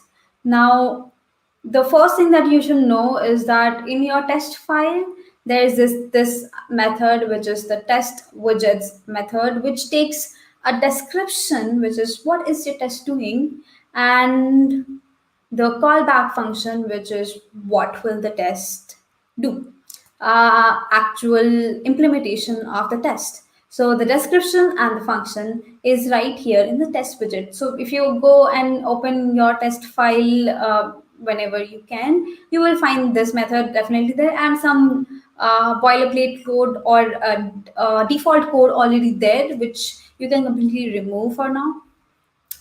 And there is going to be something called await tester.pump widget, and here I have pumped my widget, which is the recipe list, which has the list of recipes with a parent of material app. I'll get to a little more details to this in a bit later, but this is how your basic test should start with. Now, questions yourself, because when you are learning something by yourself, you need to ask yourself questions, and then let Google help you out, or documentation, or anything that helps you out, tutorials or whatever, but ask yourself question. So my question to myself was, excuse me, Pooja, why do we need material app parent when I need to just test recipe list widget? That's a very good question. Let's try it out. So here is my void main, which is what starts the test. And the first thing here is the question is that, why do I have a material app here? I don't want a material app. I can just have a simple, just a second. I mean, of course, I forgot to charge my laptop. That's how you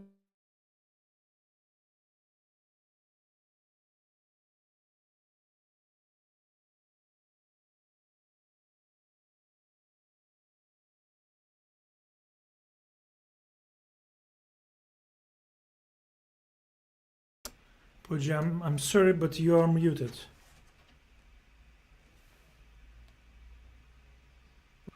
Is that fine? Yeah, good, nice. Did I just missed a little bit? I think, yeah. Yeah, just the last 1 minute, Sure. 30 seconds. Sure. So yeah, here is my test widget, and here I will want to pump my recipe list instead of a material app parent, because why do I need a material app parent? And then I'm going to run this test, and let's see what happens to this. It failed because, of course, it failed. What it is saying is that I need a media query. No media query ancestor could be found. Okay, so I'll give you a media query. Fine. Then I give it a media query. All right. It needs a data. So media query data, maybe. So yeah. You have your media query and media query data. Now let me run the thing, and I think that's enough. That's all I need probably to run my test.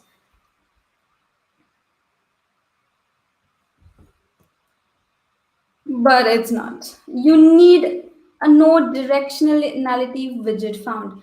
Oh my god, Flutter, how much things do you need?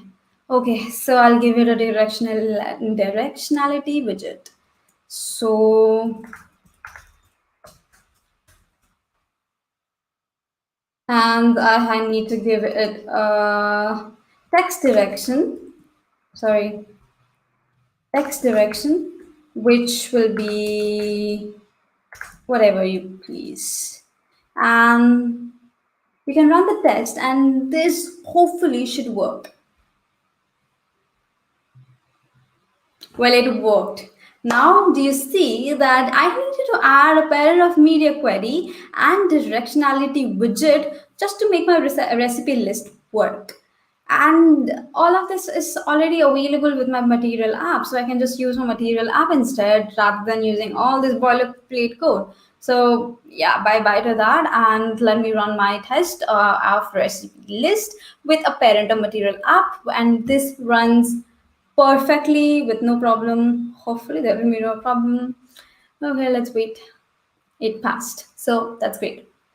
So that's something that we learn something by questioning yourself. So now the first test was that verify if recipe key is present in the list of recipes, and you can either find it by the word or find it by the key.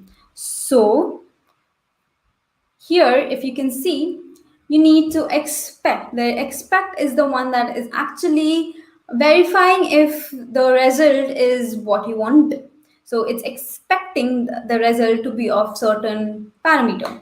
So here I say that, hey, I expect that there should be a text, find a text in the recipe list widget with the name T, and there should only be one widget available. So expect here find text, that's all fine. And then there's also another one where you can find either give, if your widget has a key, a value key, which is also T, then you can find them by the value key.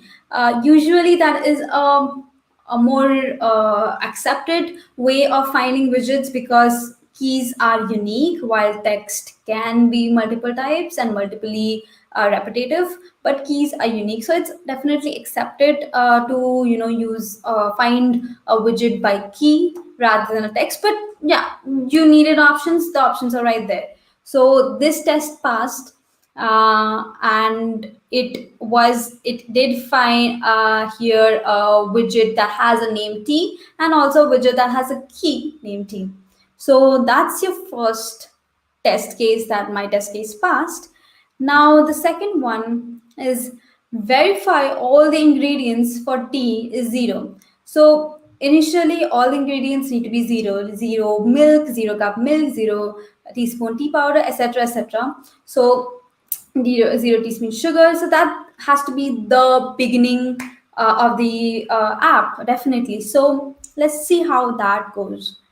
Now here you can see that you are check if tea ingredients are all 0, and you pumped the widget tea recipe, which is the widget once I clicked on it.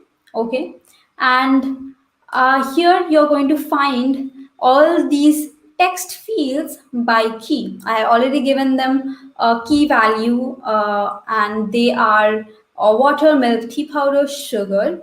And you also need to find this boil button.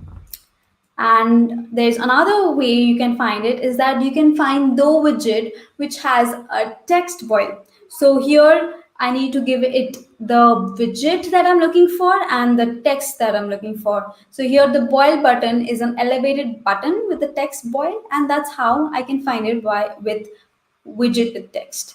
And now I need to see if water text field is only once occurring in that widget, which is finds one widget.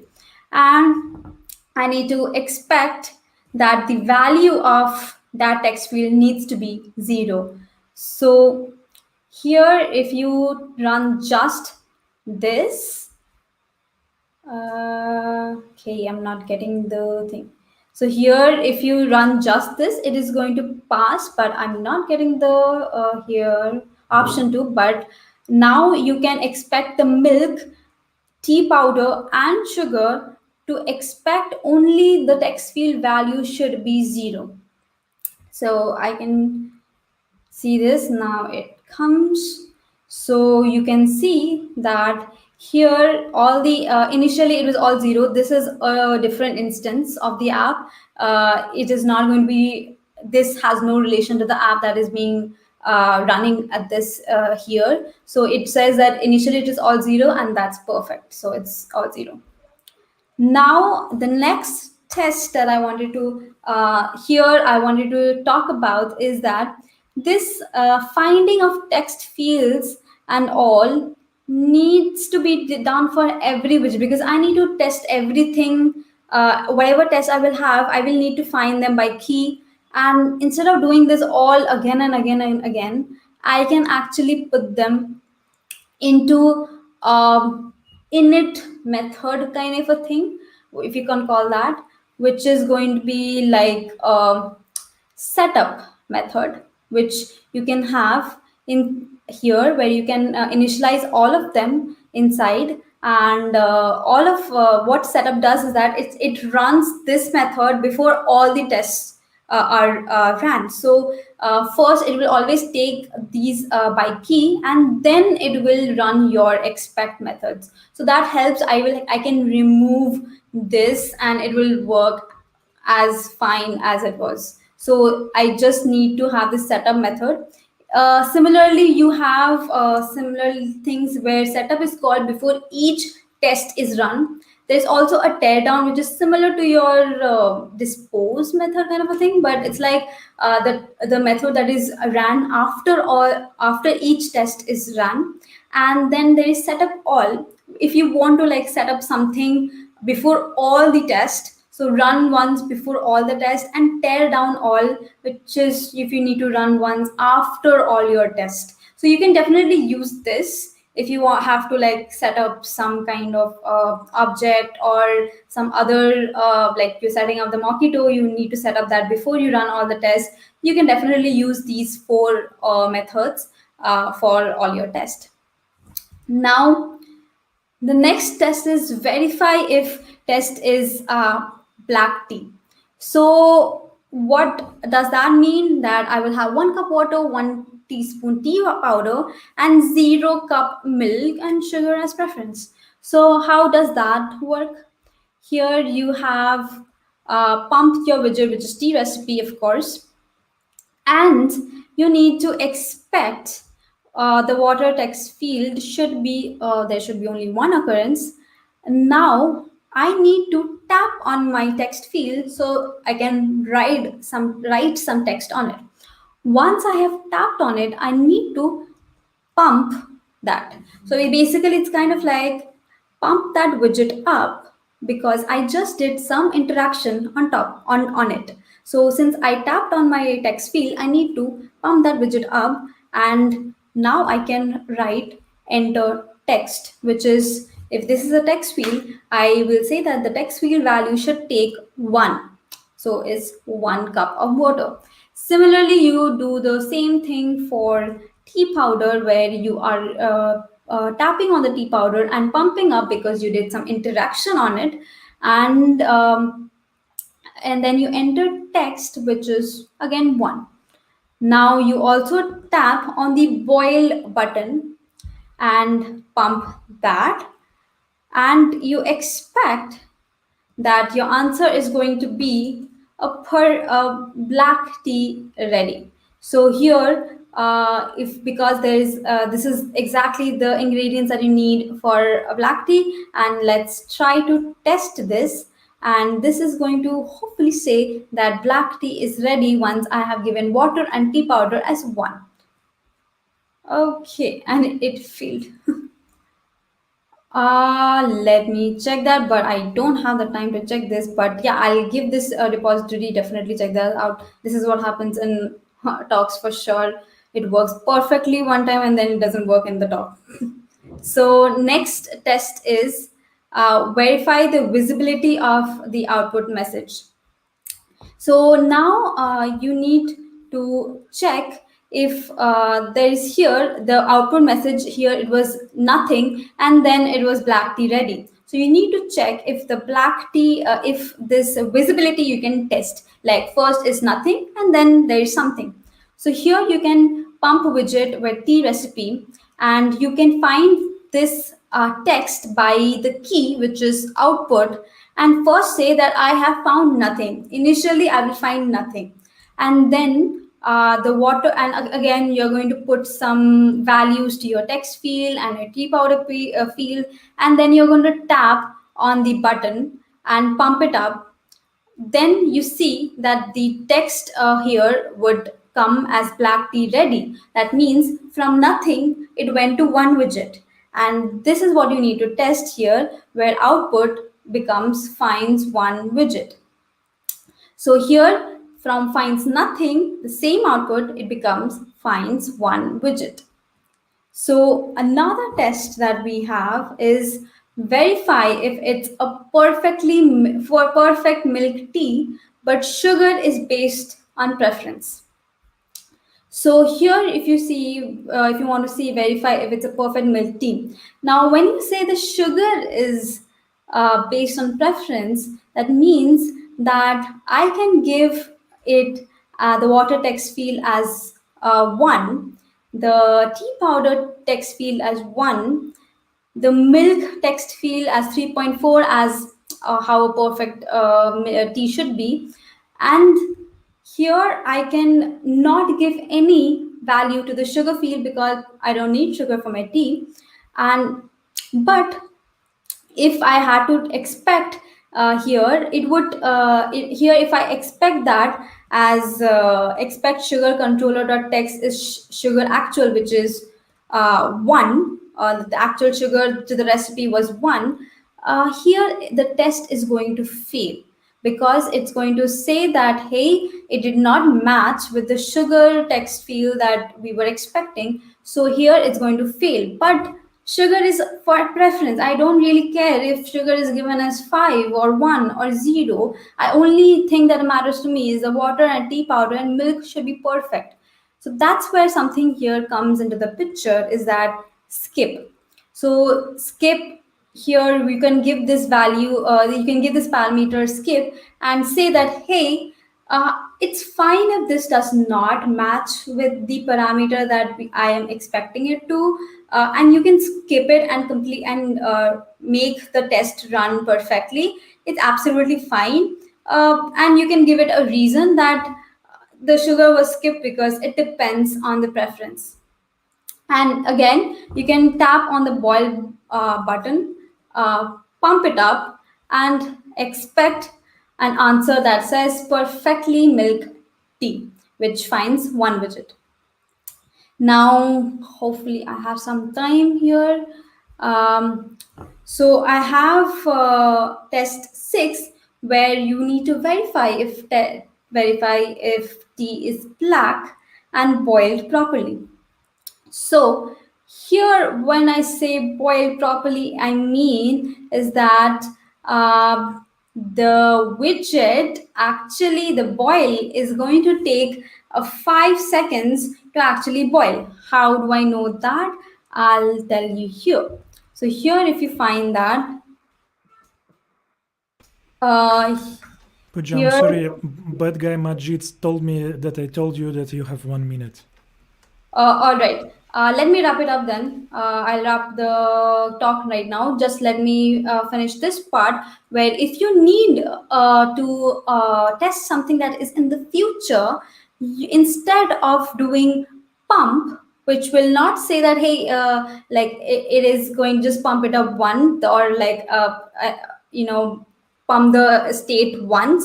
You need to pump the state as many times as it requires. Like in my case, 5 seconds I need to pump it up, and then I need to like expect an answer, because my widget is going to give an answer in the future. So definitely pump and settle is where you need when you are testing something in the future. So since I don't have much time, I am going to go to the last part where I need to end the talk. Sorry about that. But so basically here, we need to learn that after this, hopefully you have got the courage to test things, because yeah, that needs a little bit of courage. So hopefully after this, before I had questioned that do you test, now I want to ask you, if do you want to test? Like, there are multiple things that you need to learn, and probably you'll not get it into a book or always in the documentation right away. You need to have an app ready, and you want to start testing it right away rather than reading like 100-hour tutorial or something. So definitely have the want to test. And now I would definitely love some feedback on my talk. I could not finish the talk because of it just became long. So definitely go to this and give some feedback if you think that I can improve on my public speaking or my conference talks. So thank you so much. And these are my links here. You on Twitter, YouTube. I just joined Twitter, just joined YouTube. So definitely show some love there. Medium, GitHub, Instagram, LinkedIn, whatever. So definitely let's meet everywhere, and I'll see you in another talk. Bye. Thank you.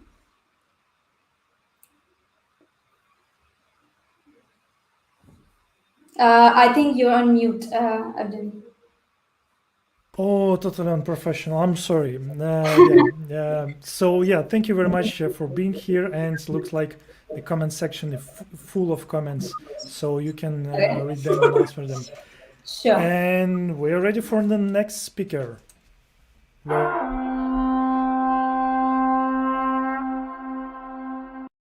Ooh, spooky horn. And our next speaker is Simon.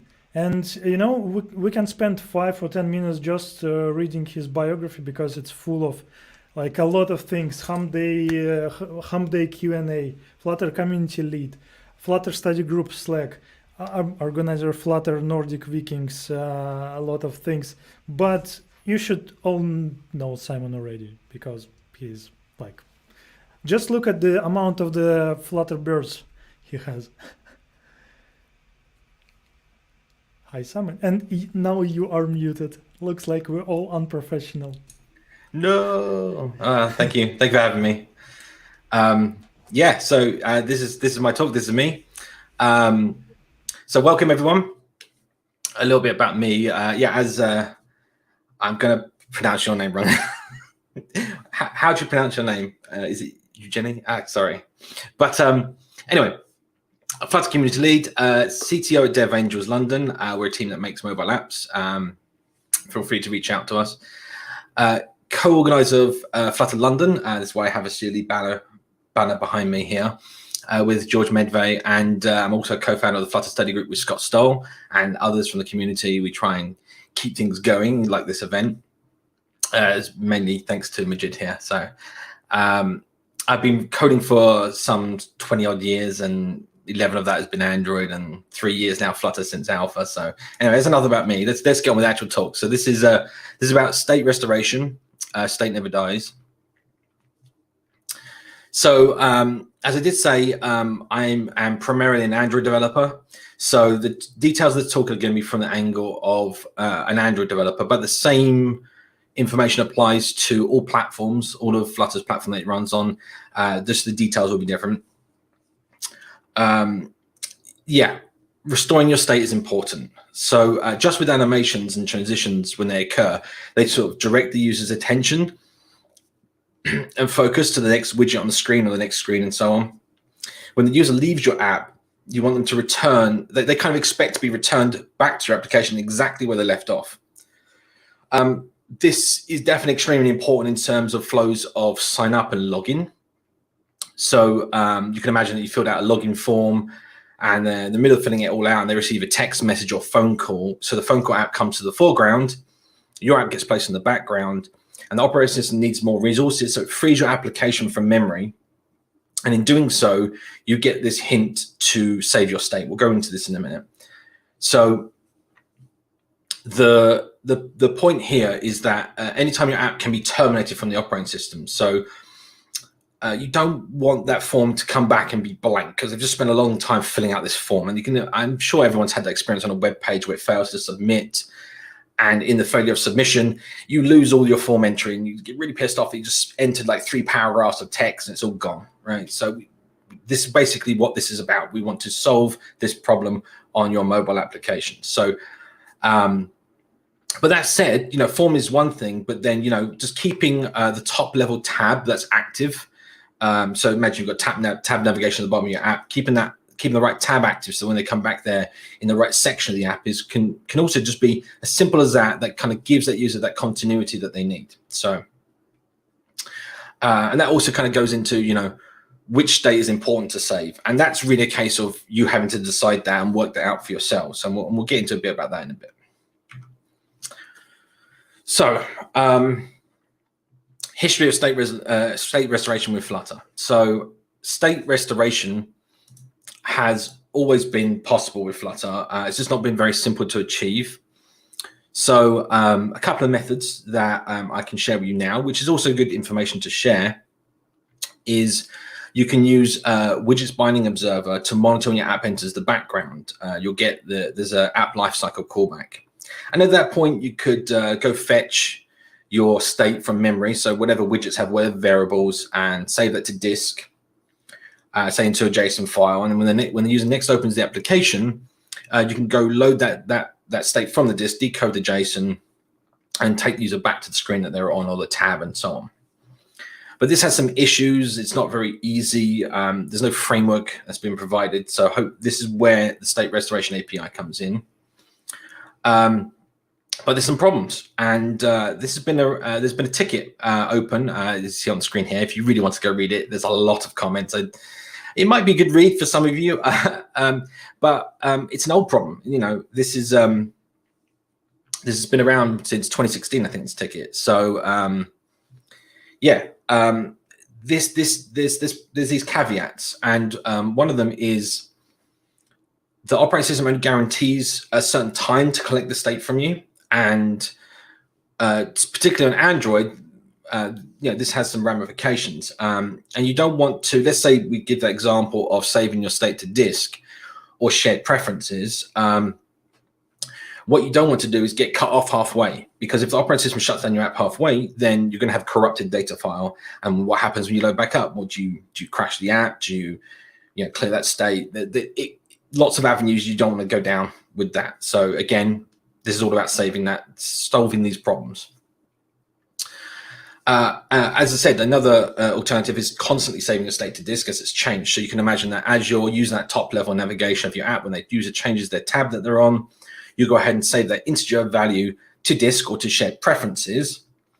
And then that gets saved to disk. Now, I do want to share a bit of information quickly, and that is shared preferences are great, and it will use the right platform implementation. So on iOS, it will use various things on that. On Windows, it will use that, and so on. However, I'll give an example of Android. You cross, it's first of all, it's asynchronous. You cross the boundary of Flutter into the platform, and then the platform has to do things. In this case, on Android, it saves it to an XML file. And if you've already got lots of shared preferences, that can take some time. I mean, relative time, right? So what you don't want to do is, again, pause your UI or to make jank in your app when you do these things. So again, saving to disk can be a bad thing in terms of you wear the SSD. So there's also limited bandwidth to the disk. So imagine if you're listening to an audiobook or playing some music, that's taken up a certain bandwidth to the SD memory. And of course, when Flutter comes back, when you try and save that data to the disk, it has to contend with that. So it can be very slow. And again, you don't want to have your app shut down, taken out of memory as you're trying to save. And in that situation, you get corrupted data. So all these things have issues. And what this whole API is to solve those issues. So you can go look at the ticket, as I said. We're going to move on. So what is the solution that the Flutter team has come up with? So I need to I'd like to explain a bit under the hood here. I know this is quite advanced, so try and take as much as you can from this. So Flutter's broken up into the engine, which is the C++ code that's been compiled on your behalf, that ships with your application. And then you have the framework, which is the Dart side, which is what you see when you're making your Dart application that gets compiled into your app. And then part of that distribution of your app is what we call the host shell. In this case, on Android, that's called Flutter Activity. There's Flutter application. There's several components that are in Java. And on iOS, it's in Objective-C or Swift and so on. And each platform has their own shell. So in the case, as I said, from my point of view, I'm going to talk about Android. In this situation, Android gives two callbacks. That is on save instance state and on restore instance state. So these two callbacks are where the operating system gives us time to save our state. The problem is these methods are synchronous and time limited. So in the case of Android, when you return from that function, you must have saved your state by then, because your activity will be teared down, Flutter will be teared down, everything will be gone from your application potentially afterwards. So it has to be synchronous. And then of course that method, the Android operating system doesn't want to slow down the user's experience or to make it janky, so it time limits that method. Now, this changes on different various Android versions. I won't go into the details, but I can say that on things like broadcast receivers, you have 10 seconds to save your data and to handle the callback. Sorry. So I mean that might seem like a long time, but again, it varies, and we don't want to use up more resources than we need to. Anyway, moving on. So normally you'd think you could just make a method channel call and go from the shell environment back to Dart and ask for the data, and then for it to return that data, you return it from that on save instance state function, and it will all be good. The problem here is Flutter the Dart environment itself works on the main thread, and that callback happens on the main thread. And because it's an asynchronous operation, we have to wait for the response from the Dart environment. Well, there's a problem here, because if we issue a method call on the method channel, we wait for it, it never actually gets into the event loop, and we never answer it. The application never answers it. So we create what's called a deadlock situation. And we definitely don't want to do that, because then the application will just, it won't stop the operating system from transitioning screens or doing stuff, but it will be like a thread just sitting there. It will never complete. And then that timeout will happen, as I said, of 10 seconds. And then your app will be torn down and you won't save your state. So that's not the solution. The solution that the Flutter team has come up with is that as your state changes in your application, the state data is serialized and sent to the host shell platform where it's ready. It's just a buffer. It's ready to be saved. So as soon as the operating system gives that command to say on save instance state, it returns the buffer immediately. So there's no waiting, and it's all happening in memory. There's no disk usage. It's up to the operating system itself as if it wants to, in the long term, save that to disk and to manage it. That's what the operating system is there for. So I know I'm running a bit fast, but I'm trying to squeeze a lot here into this talk. So hopefully this kind of gives people a a bit of a sort of an example of how things work under the hood. So now, this all sounds very complicated, and this is not what their API is. This is just how it works under the hood. So how do we prepare that data? How does the framework prepare that data? We'll discuss that now. So what changed in the framework, and how do we use this? So if you didn't know, a little bit of background. So what changed in the framework?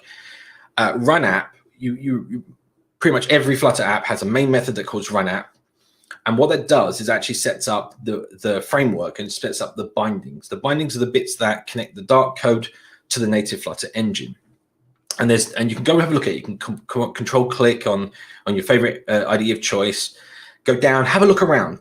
This is really good information for you to explore. All right, it's very complicated. I guarantee you, it will be very mind opening. But the point here is that's where all the channels of communication gets up, things like gestures and keyword input. We now have a new top level component that's been added to services binding called Restoration Manager. And its role is to literally manage the restoration data to and from the Flutter engine, and therefore to the host shell. So the Restoration Manager has what's called a root bucket, and the buckets are well, the restoration data itself is organized in a tree of buckets, and the root bucket of that tree is called root bucket, and it exists in the Restoration Manager. I think the best way I can explain this, first of all, there's a link at the bottom of the screen there. Go read it. First of all, it's in the master API documentation, because currently this API is only available to dev and master branches as shown on screen. Please go try it out. The team would love your feedback. There's issue tickets you can raise. We need to get the bugs fixed before they go out, before we can get out to stable. No one wants to have their stable app crashing, because no one thought about some very small edge case in the API. So the team always love your feedback. Sorry, moving on. So the best way about explaining about these buckets and how they work is if you're familiar with Android, they're basically a synonym for bundle. There's a concept in Android about serializing and storing data called bundles. And if you really want to kind of maybe get a bit more knowledge that's maybe not explained in the framework documentation, maybe look at bundle, and that might give you some concepts around how it works. So the restoration buckets are only contain primitive data types listed on screen, and can also contain other child buckets. So we kind of get a nested tree of buckets, and each bucket is a sort of key value map. There's an important distinction about this, because internally the framework uses the standard message codec to serialize the values into a byte array. So what we can do though is that it makes it ideal for most applications, because most applications use JSON serializable or some other code generation to actually give you those to JSON and from JSON functions in a lot of your model objects. So if you wanted to save your state, you can create a model object, add JSON serializable, and then just return that into these buckets into a value, and you'll get this lovely tree of data that you can then restore back. The buckets all have a read, write, rename, and remove. So if you wanted to manage this yourself, you can, but this is not what they expect. So again, I'm just trying to give you a bit of a explanation here. We'll get into the next bit in a minute. The key value pairs, the keys are called restoration IDs, and they are unique to the bucket, not unique to the whole tree structure, just to that level of the bucket. So you can imagine if you've got a scrolling container and you want to say, and it wants to say the scroll offset, well, that can be called offset as the key, and the value is an integer. So again, I'm trying to race through this because I want to give you guys an example of some of the code. And then again, further on, the bucket can be accessed anywhere in your application by using restorationscope.of, and that'll give you the current bucket.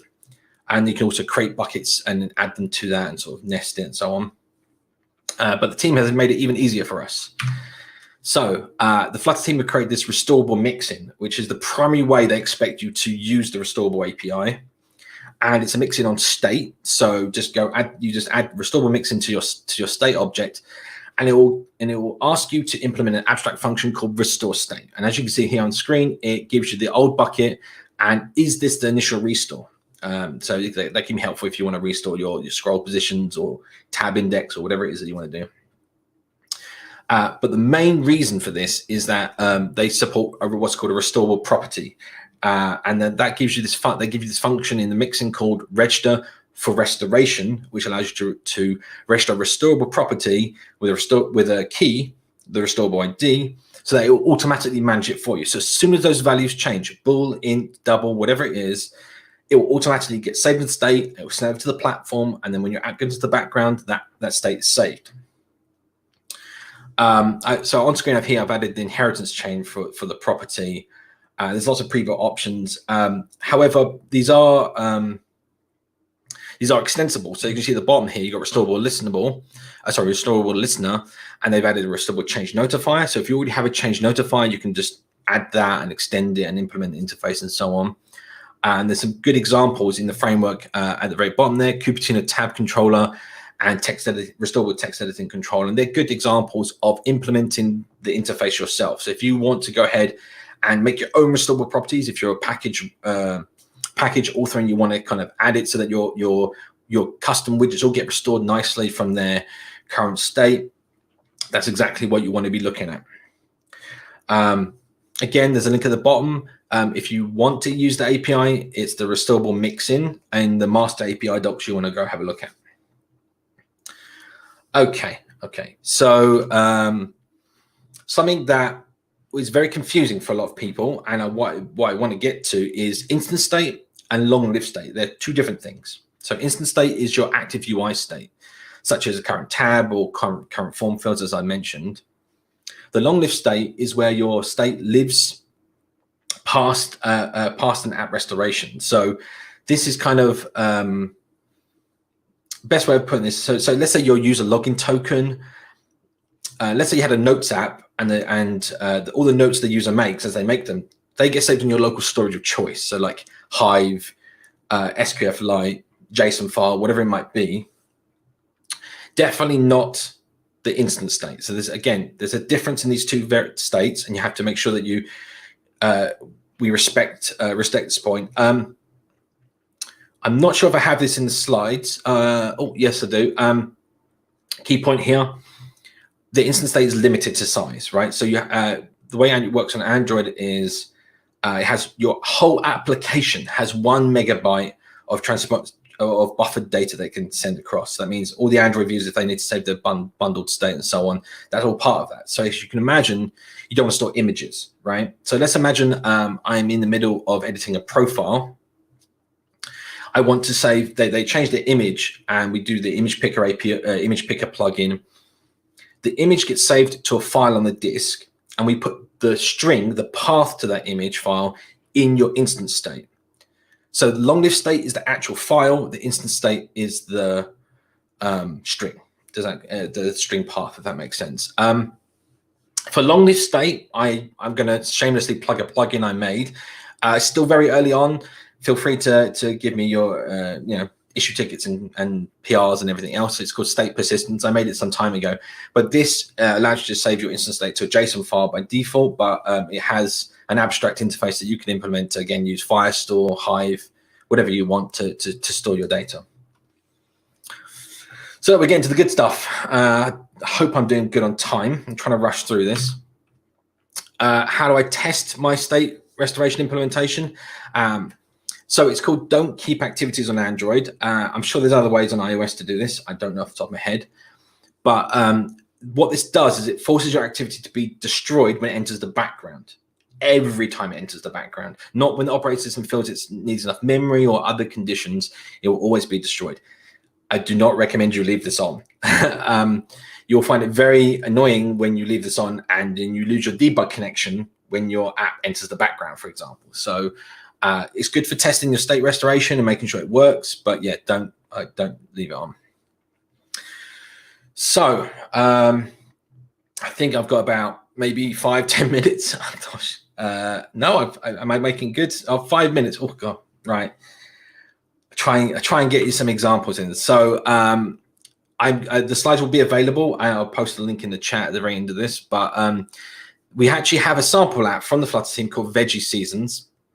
It's made by Michael Godbauer, and I've just, whenever I see Bauer, it's like Jack Bauer 24. I'm sure he's right in there making the code. So the link at the very bottom there, github.com/flutter/samples tree master experimental Veggie Seasons is where you'll find it.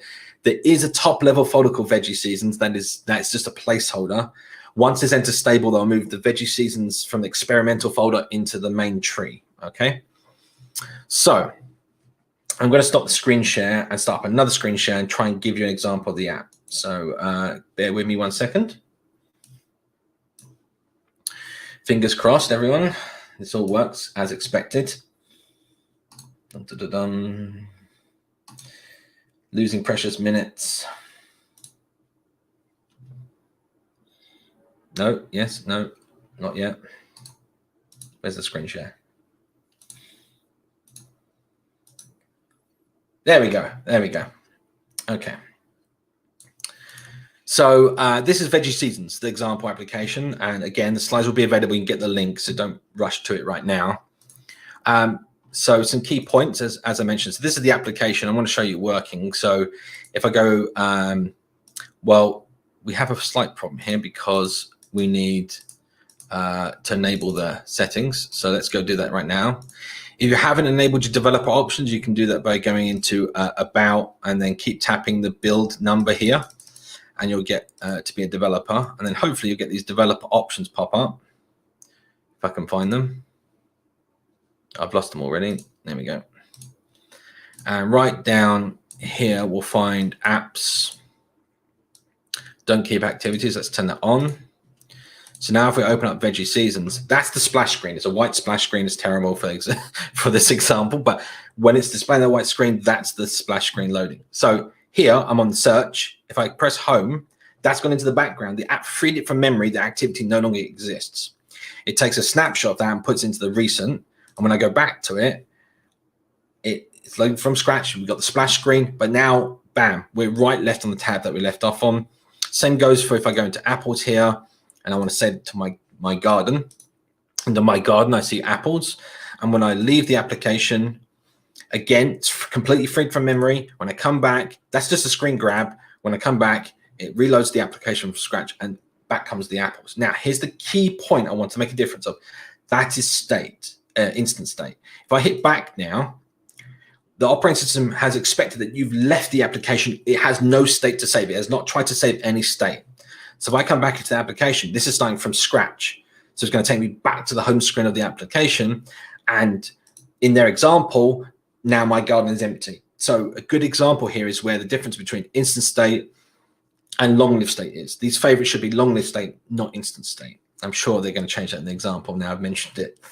So on screen here, we'll see that we have in Run App, we have root restoration scope. This is required, and I recommend you put it right here at the top level of your application so that Material App or any of your other sub widgets can take advantage of state restoration.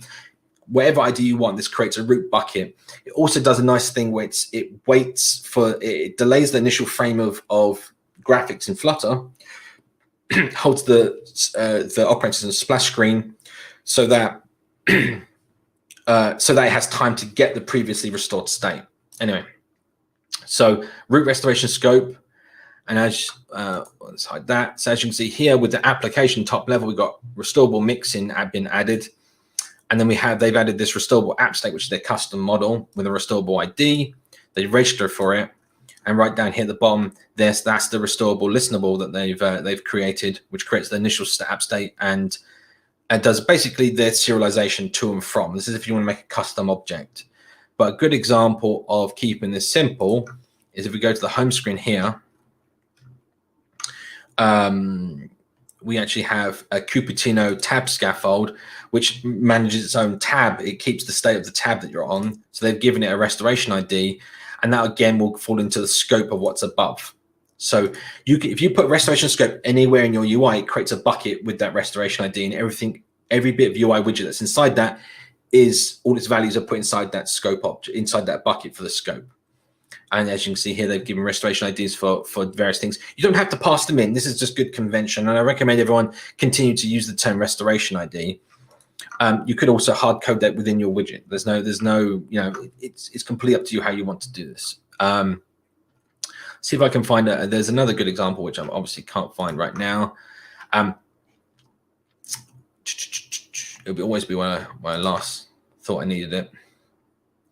I mean, there's good examples. Restoration text editing controller for the search. So as you type in the search, it'll restore your search field.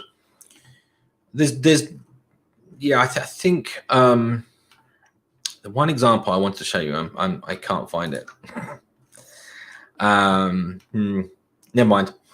So another, if I go, was that it? No. Okay, it's gone. Anyway, go back to the first screen here. As you can see, they've actually made the app state itself come through as a change notify provider. So again, it's about you can just link the current primitives that give you into your current app, and just so if you've already got let's say int index that you already use, you can currently still continue to use that, but just replace it with a restorable integer and register it for restoration, and magically it will just work. And again, a good example here, they've given preferences, which is long live state, and that's what they're using, in this case, shared preferences to manage that. So there's always a difference between long lived and instant state. So given the few seconds I have remaining, I'm going to reshare another screen here, hopefully. There we go. Thank you for your attention. Please follow me on DevAngels London on Twitter, and you'll get any of my tweets. I do send out. I haven't been very active recently because we've been organizing events and talks and various things, but I will be more active in terms of sending out Flutter tips and tricks, which I've been doing in the past. So scroll through the history, you might find some. And these slides and my talking notes are all available at that address. And I think I'm on time. Well, just about. Yeah. Thank you very much, Simon. And thank you very much for this awesome talk. And looks like conference is switching to the falling plane mode, where we can rush and do something, and we don't have time for the questions. So this was wrong analogy. And thank you, Simon. And Majid, we need you on the stage immediately. Captain. What happened? We need more tweets. We need more tweets. Yeah, well, you see, Evgeny, the selfie with me seems like quite popular. Yeah. And people asking if they can take a selfie. I'm going to actually put myself again on the screen. You can take a selfie with me, tweet or share on LinkedIn or any social media, ping us. You will win a gift. Let's do it 10 seconds. You have 10 seconds. Maybe different position. How about this? Come on, faster. Take your selfie, tweet. All right. That's good. So thank you very much, Majid. I did my job. Yeah. You're posing like a model. You should go to the fashion business, and we need to present our next speaker. Where's the horn?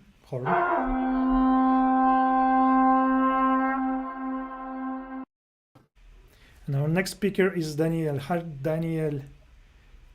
Hi there.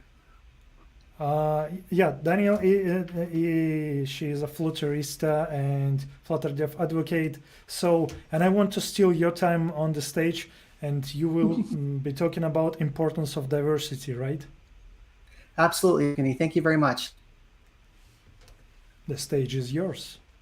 All right. Let's see. Am I up on the TV yet? With the all right, perfect, great. Okay, hello everyone. Welcome to my talk about diversity, inclusion, and Flutter. In particular, is there a problem, and what can we do to help with it? Now, this talk is not really about Flutter and is definitely not technical, but I hope you will stick around because diversity is important and something I'm passionate about. First, let me tell you a little bit about myself. I am a proud graduate of the University of Oklahoma, which is located pretty much in the middle of the United States. And I currently live in Florida, where the temperature today is about 25 degrees. I'm trying to embrace our Nordic coast for the conference, so yes, that is in Celsius. My first computer was a Commodore VIC-20, and my first paying computer gig was in 1985, so I've definitely been around the block quite a few times. And I discovered Flutter at a dev fest a couple of years ago, and I've been hooked ever since. Most of my development before that had been in the non-customer facing world, using languages like C and PHP. And in recent years, I picked up some Android programming. But the user interface on these projects was still very simplistic. Obviously, Flutter has changed that for me, but it has really been the community. All of you out there made me passionate about being a part of what we are all doing.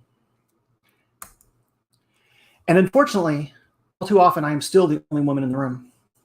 Dating back to my years in college, I think there were less than 10 women in my class. And even when this has not been true, the other women are often in marketing or sales, or if they're technical, it's in a designer capacity. There have been exceptions. For example, I worked at a company in the early 2000s that had women in leadership roles and several female employees, but this too often has been exactly that, the exception. Now, my first draft of this talk was a normal diversity as a meeting, more of a rah kind of talk. But I was asked last week, who am I speaking to and what do I want them to take away from this? And that shook me up a little bit, and I threw away most of what I'd come up with. I'm speaking to all of you as fellow members of a community, not as leaders in companies that control hiring and environmental decisions. Neither I nor any of you individually can solve the world's problems, but each of us has the power to make our tiny corner of the world a little better, both as humans, but also in what we make with this great product and opportunity we're given. We're going to start by talking about what diversity is and why it is important. Before we ask people to become more aware of their coworkers and fellow community members and to possibly change their behavior, we need to make sure there's an important reason. And diversity and inclusion are often lumped together, and we will discuss the differences. There's many preconceptions people have about diversity, and we're going to discuss how several of these are not what I am talking about today. And then finally, we're going to drill into specific types of diversity and how we can foster inclusion and reap the benefits. Now, I think Austin Powers is missing the point in this slide, but it brings up the question, what is workplace diversity? At its most simple, I'm talking about a workforce that has been intentionally built by a company to be representative of society in general, or possibly its customer base in the case of international companies. And the characteristics that make people diverse commonly include gender, race, religion, age, ethnicity, and membership in the LGBTQ community. But when I was researching this talk, I asked my Twitter followers for instances when diversity is important. And multiple people mentioned alternative education, neurodiversity, and previous incarceration status. And at the very least, these should be considered when we get to inclusion. Now that we know what I mean by diversity, the question follows, well, so what? What do I care? Well, the first reason that started this, at least here in the United States where I am, was the law. These were initially aimed at race and used terms like anti-discrimination and equal opportunity. And while this was a good idea, it was met with several problems. Laws like this are difficult to enforce, and people generally don't like to be told what they have to do. But then came the social justice model. And this boils down to, we will do this because it is the right thing to do. And while I think we would all like to live in a world where this was the strong motivating force, it's a motive that often gets lip service, but when push comes to shove, it is still moved to the background. And after that, people started pointing to the deficit model, which says that studies show that less diverse companies are not as productive or as innovative. In short, they just don't compete as well in the market. And lately, we've had more corporate pressure. Modern companies like Google and some governments like the state of California reward their partners for being inclusive, or some of them even mandate inclusivity in order to do business with them. And I find that these economic factors can often be the best motivator. Now, as I mentioned earlier, many people hear the word diversity and immediately get upset and make assumptions about what is about to be talked about. Let's get a few things out of the way first. I am not suggesting that companies hire less qualified candidates just to create a diverse environment. First, I think there are plenty of qualified candidates out there. I do think you can and should take diversity into account. I find it better more as a tiebreaker. The second thing is, in my many years, I've seen companies that would point to their token woman or foreign employee as if to say, see, we're diverse. Again, I think we should all be aiming to have the best professional school environments possible And numbers by themselves do not accomplish this. And one of the early things in my country struggled with diversity was to create quotas in workplaces and universities. This was again an attempt to solve a cultural problem with numbers. And I think this probably helped us to make some progress, but it also created resentment and ultimately did not result in a better environment. And the final thing people think of when they hear about diversity in the workplace is political correctness. Again, I'm speaking from my experience in the United States, but we are fighting a cultural war and this is part of it. However, as you will see later, I am suggesting that we do use empathy when we deal with our coworkers. All right, we have one more term we need to define, and that's inclusion. And inclusion is related to behaviors and social norms that make sure people feel welcome. Studies show that people that are more comfortable perform their jobs better. In particular, for our conversation, I'm talking about this inclusivity being deliberate. And if diversity is the goal, inclusion is critical to making it happen. And I bring this up because as employees and students and friends, this is the area that we can have the most impact. All right, since we're here to talk about Flutter, I think Google in general and Flutter specifically is a pretty good case study on how to deal with parts of this. Google mandates their community behaves properly toward others, up to and including removal from the community for the worst offenses. And the text I copied on the right here is the code of conduct from last year's Flutter Interact. Specific policies like this are how you can make sure your events and workplace are inclusive and welcoming. And another thing I have found with Google is that they value and support diversity in their community, and they work to achieve it. They accomplish this by making sure their invitations and travel grants support the environment they want to nurture. And I have to say, I believe they largely succeed and have been part of creating the most inclusive environment I have ever worked in or been involved with. Now let's take a quick look at a photo from last year's Flutter Interact. As you can see, this shot of the audience shows a lot of diversity. I think this is very deliberate, and it shows what can be accomplished. And I think they even missed out on some because of the short time frames and difficulty getting visas to go to the United States. All right, let's talk about the Flutteristas for a second. I'm currently the co-organizer of that group. And it was originally created by Emily Fortuna for female and non-binary Flutter enthusiasts. And the picture on my title page was from a breakfast for the Flutteristas at last year's Flutter Interact.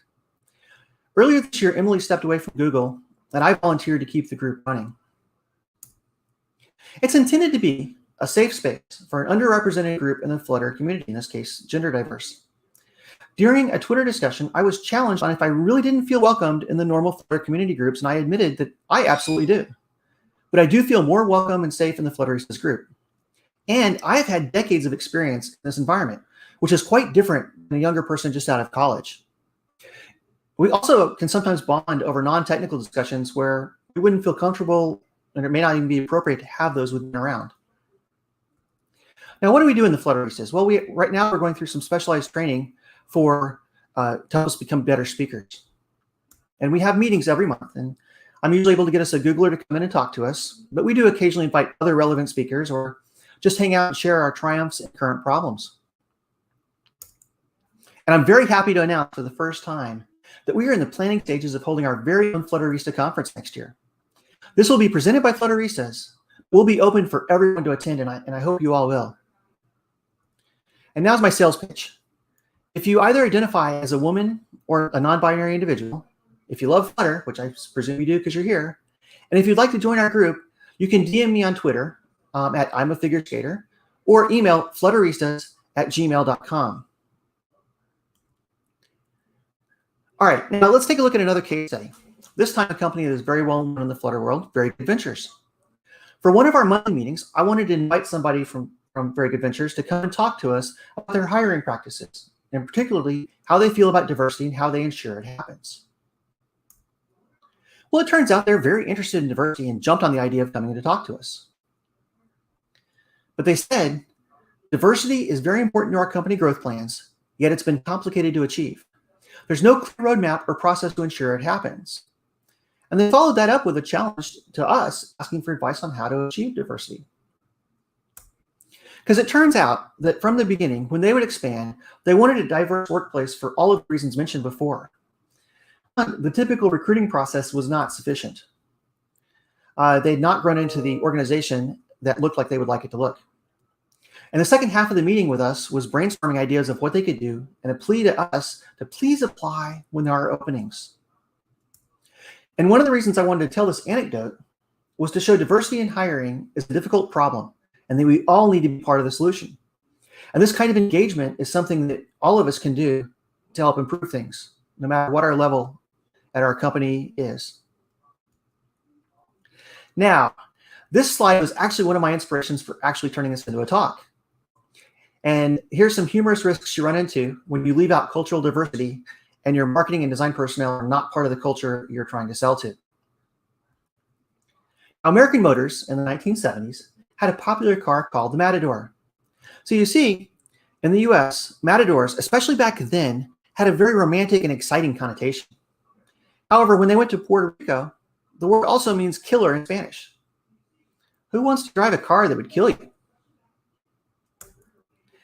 Now, one of my favorites from back in the 80s was an airline bragging about having leather seats. The problem was that in Mexico, this apparently had the slang connotation of flying naked. It's probably not the crowd they wanted on their planes. Now, let's throw in a Scandinavian reference. We have nothing sucks like an Electrolux, which may or may not have been a blender. In American slang, sucks means it is horrible or really bad. I suspect this could have been an example of a diversity win, though, because they understood the culture and found a way to be edgy with it. Now, there was a company named PowerGen Italia in Italy that originally had this domain name when they did it. And the problem is that all the English-speaking brains tend to separate the words instead of PowerGen Italia, starting with power. Now, there are plenty of more serious examples where ads are pulled immediately because of cultural issues, and this can even apply with the apps that we write. We need to be careful for that.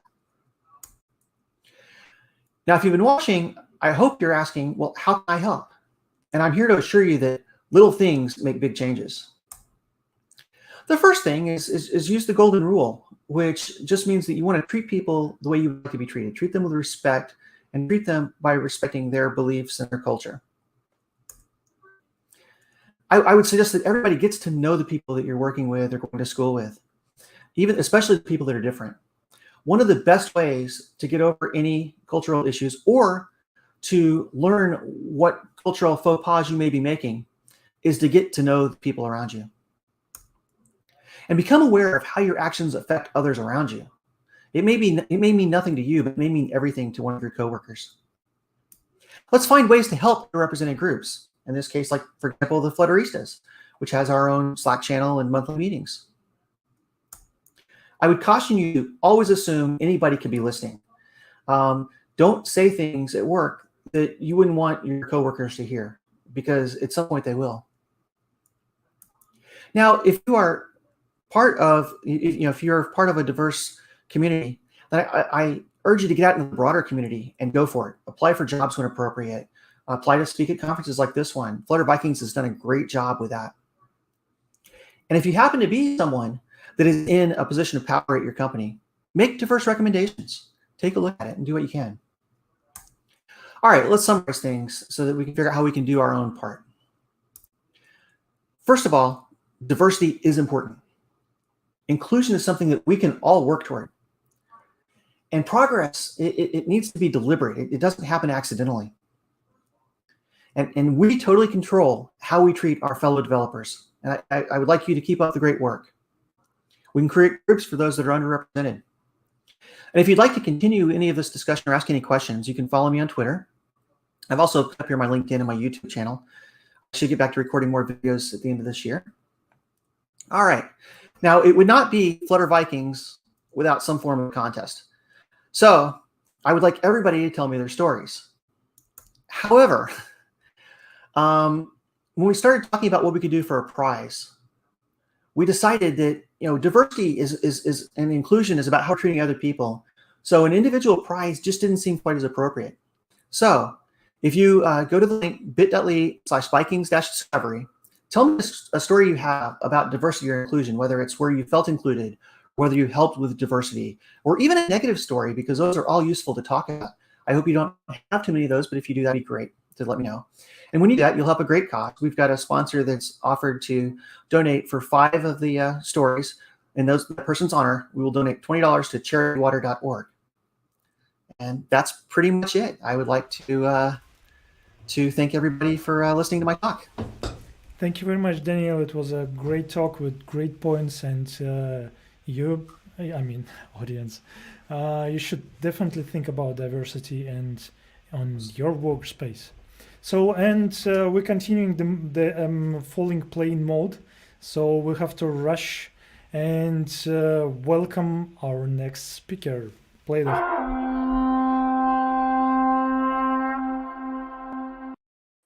And our next speaker of the day is Kate. Hi, Kate. Hello, how are you? Good. Is that correct, Kate? Yes, that is correct. Nice, nice. Finally, I pronounced the name correctly. So, and you work for Google. I do. I actually work on the Flutter team as a software engineer. I work on the core framework. And when I first saw the name of the talk about SnackBar, I thought, SnackBar about snacks. But yeah, you will talk about unpacking ScaffoldMessenger. Messenger, sorry. So, and again, I don't want to steal your time. This is your time on the stage. This is yours. Thanks very much. Yes, you're very right. I'm going to talk about the ScaffoldMessenger widget, which is a new widget that hasn't yet arrived to the stable branch, but there's a lot of things to talk about it. So if you're just joining us, welcome. My name is Kate Lovett. I'm a software engineer on the Flutter team where I work on the core framework. I'm very excited to be here with you all today to talk about a new widget that will be arriving soon in the next stable release of Flutter. It's called the ScaffoldMessenger widget. This widget will provide a new way of managing snack bars across multiple scaffolds, providing a more consistent notification system across your application. First, we're going to talk a little bit more about snack bars and scaffolds, followed by how the new ScaffoldMessenger can be integrated into your app so your snack bars can take flight. First, let's talk about snack bars. They're intended to be temporary. They'll appear and disappear on their own without requiring any user input to be dismissed. Snack bars are also meant to be informative. They provide brief messages or updates and inform users of a process that an app has performed or will perform. They're also contextual, and this is really important because they're supposed to be placed in the most suitable area of the UI, towards the bottom of the screen. They're not intended to obscure interactive elements like navigation bars or floating action buttons, and that is where the scaffold widget comes in. The scaffold widget implements the basic material design layout structure. It will place an app bar or a bottom navigation bar right where it should be. Floating action buttons, drawers, and you guessed it, snack bars are all manageable by the scaffold, so they all fall in just the right place for your users to interact with them. Here, we have one such example. This is a scaffold that has a bottom navigation bar, an embedded floating action button, and it's showing off a snack bar. None of them are getting in the way of one another or overlapping. Everything is just where it should be. Prior to the ScaffoldMessenger, this was possible by calling on the current scaffold and closing your build context. Using the scaffold.of method, you could call show snack bar, which would present the snack bar in your scaffold. Pretty simple, right? Sometimes, though, we have found that snack bars need to exist beyond the scope of a single scaffold, which is why we created the ScaffoldMessenger widget. These use cases usually come in the form of persistent snack bars and asynchronous snack bars. So I've created a sample app called Shutter Island that we're going to use to explore these use cases. And we're going to actually use Dartpad to check it out. So let's go over there right now. Okay, here we are in Dartpad. I've created a really simple photo app so that we can explore these use cases. And first, I want to point out that I am on Flutter 1.23. This is not in the stable channel yet. This is, I think, available on beta. And we're doing this because the ScaffoldMessenger hasn't reached the stable channel yet. I've created this little simple photo app. I have a gallery here where I've actually been collecting some of my favorite photos of Norway. I'm actually looking forward to visiting someday. It looks absolutely beautiful. So let's look at some of our snack bar behaviors that I mentioned earlier. First, we're going to talk about persistent snack bars. Here in my homepage, I have this floating action button that is supposed to load more photos for me. And just for simplicity's sake, I'm going to have it pretend that something went wrong and it wants to let me know. And it'll show me a snack bar delivering a message. If I navigate away while this is happening, I actually end up losing the information. So if I show the snack bar and I leave, my snack bar didn't come with me. As a user, I may have missed that information. And actually, if I go back, it's there, but it's kind of lost some of the context because it didn't come with me and I didn't get the information when I needed it. So this is an example of us needing persistent snack bars. Let's look at asynchronous snack bars. Here we have same app, and it's going to do the same thing when I tap on that floating action button, except this time we're going to do some asynchronous work, like requesting some photos. This is most often where we see people run into this issue. So again, I'm requesting the scaffold of my current context, and I'm going to try to do some asynchronous work. And if it throws an error, I'm going to show a snack bar that'll let the user know that something happened and we should probably pay attention to this because it didn't work out the way that we expected. So I'm going to request my photos. And in the meantime, I'm going to go over to my gallery, check out some photos. Where did my snack bar go? I've actually set this up to throw an error, so let's see if we can get it to throw again. Oh, it looks like it happened. I can't scroll anymore. My floating action button doesn't work. What has happened? Oh, we look in the console and there's a whole mess here. We've crashed. I've lost my app. Let's take a look and see what happened. I've actually extracted the error that really matters here. What has happened is that when we go to do this asynchronous work, and as a result of the error, go to show this snack bar, this scaffold doesn't exist anymore. So we're asking a scaffold to show a snack bar, but it's not there anymore.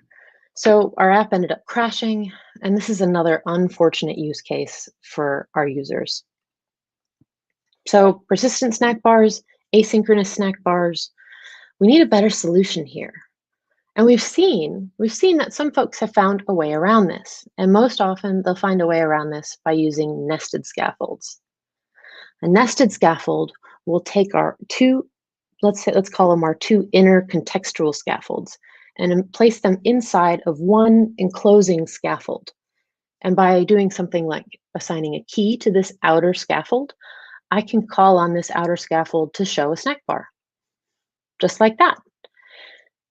The snack bar will be shown on the outer scaffold, but since they're nested, it'll give the illusion that this snack bar is actually being shown by our inner scaffolds. So let's take a look at what this looks like. I have yet another instance of our app running over here. And this time I have a key that is referring to my outer enclosing scaffold. And I'm going to get the current state and ask it to show a snack bar. See if this solves our problem. Oh, no, it actually introduced a new problem. Now my snack bar is on top of my floating action button. That kind of defies the goal of that contextual layout for us, that the snack bar shouldn't obscure any of our interactive elements like our floating action button. It should be going right on top. Let's go back to our slides and look at this some more. This is happening because the outer scaffold doesn't know about the content that is inside of our inner scaffold. So it doesn't know that there's a floating action button there and that it needs to put a snack bar on top of it instead of, well, somewhere else. So this is what really inspired us to create a new API to manage snack bars, the ScaffoldMessenger. This inherited widget will distribute snack bars to descendant scaffolds. Instead of a one-to-one relationship between snack bars and scaffolds, the ScaffoldMessenger will deliver them for you, so your users don't miss a thing. So how does this actually work? The ScaffoldMessenger is an inherited widget that will help us propagate snack bars to scaffolds further down the tree. When a scaffold is created, it'll actually look up the tree for the nearest instance of the scaffold messenger, and it'll register to receive snack bars. The scaffold messenger will keep track of these scaffolds in order to send snack bars to them when called upon, so each scaffold will be responsible for laying out its own snack bar. And that way we'll end up getting that perfect contextual layout where our snack bar ends up right where it should. The scaffold messenger widget uses the same methods you may already know from the scaffold for showing, removing, and hiding snack bars. You can look up the scaffold messenger in the current context using the .of method that we looked at in our earlier examples. You can access it with a key. The API experience remains mostly the same. This allows snack bars to persist across transitions. It will support asynchronous operations and provide for contextual layout, since the appropriate scaffold will be laying out the snack bar. How about, where is the scaffold messenger? Well, we've put one in default for you in the material app. This, while you can create your own, there is already one available by default at the top of your application as part of the material app, and you can access it directly by assigning a key using the scaffold messenger key parameter in material app. And of course, as I mentioned, you could also instead just look it up using the .of method that we've been seeing. We'll get into instantiating your own scaffold messenger to create scopes for your snack bars. But for now, let's use the root scaffold messenger provided by the material app and revisit some of our earlier use cases. So let's go over to Dartpad. All right, let's check out the persistent snack bars first. So all I'm going to do here is actually switch to call on the scaffold messenger instead of the scaffold. Since the scaffold messenger is higher up in the tree and it encloses both of our scaffolds, our snack bar should persist across transitions now. So let's run this and see what happens. Well, we're still getting snack bars, so that's a good start. Let's show it off again. Oh, and the snack bar is going to follow me wherever I go. It's actually really neat. And if you notice, the snack bar is animating to the right place. On this page, the snack bar should be above the floating action button so it doesn't get in the way.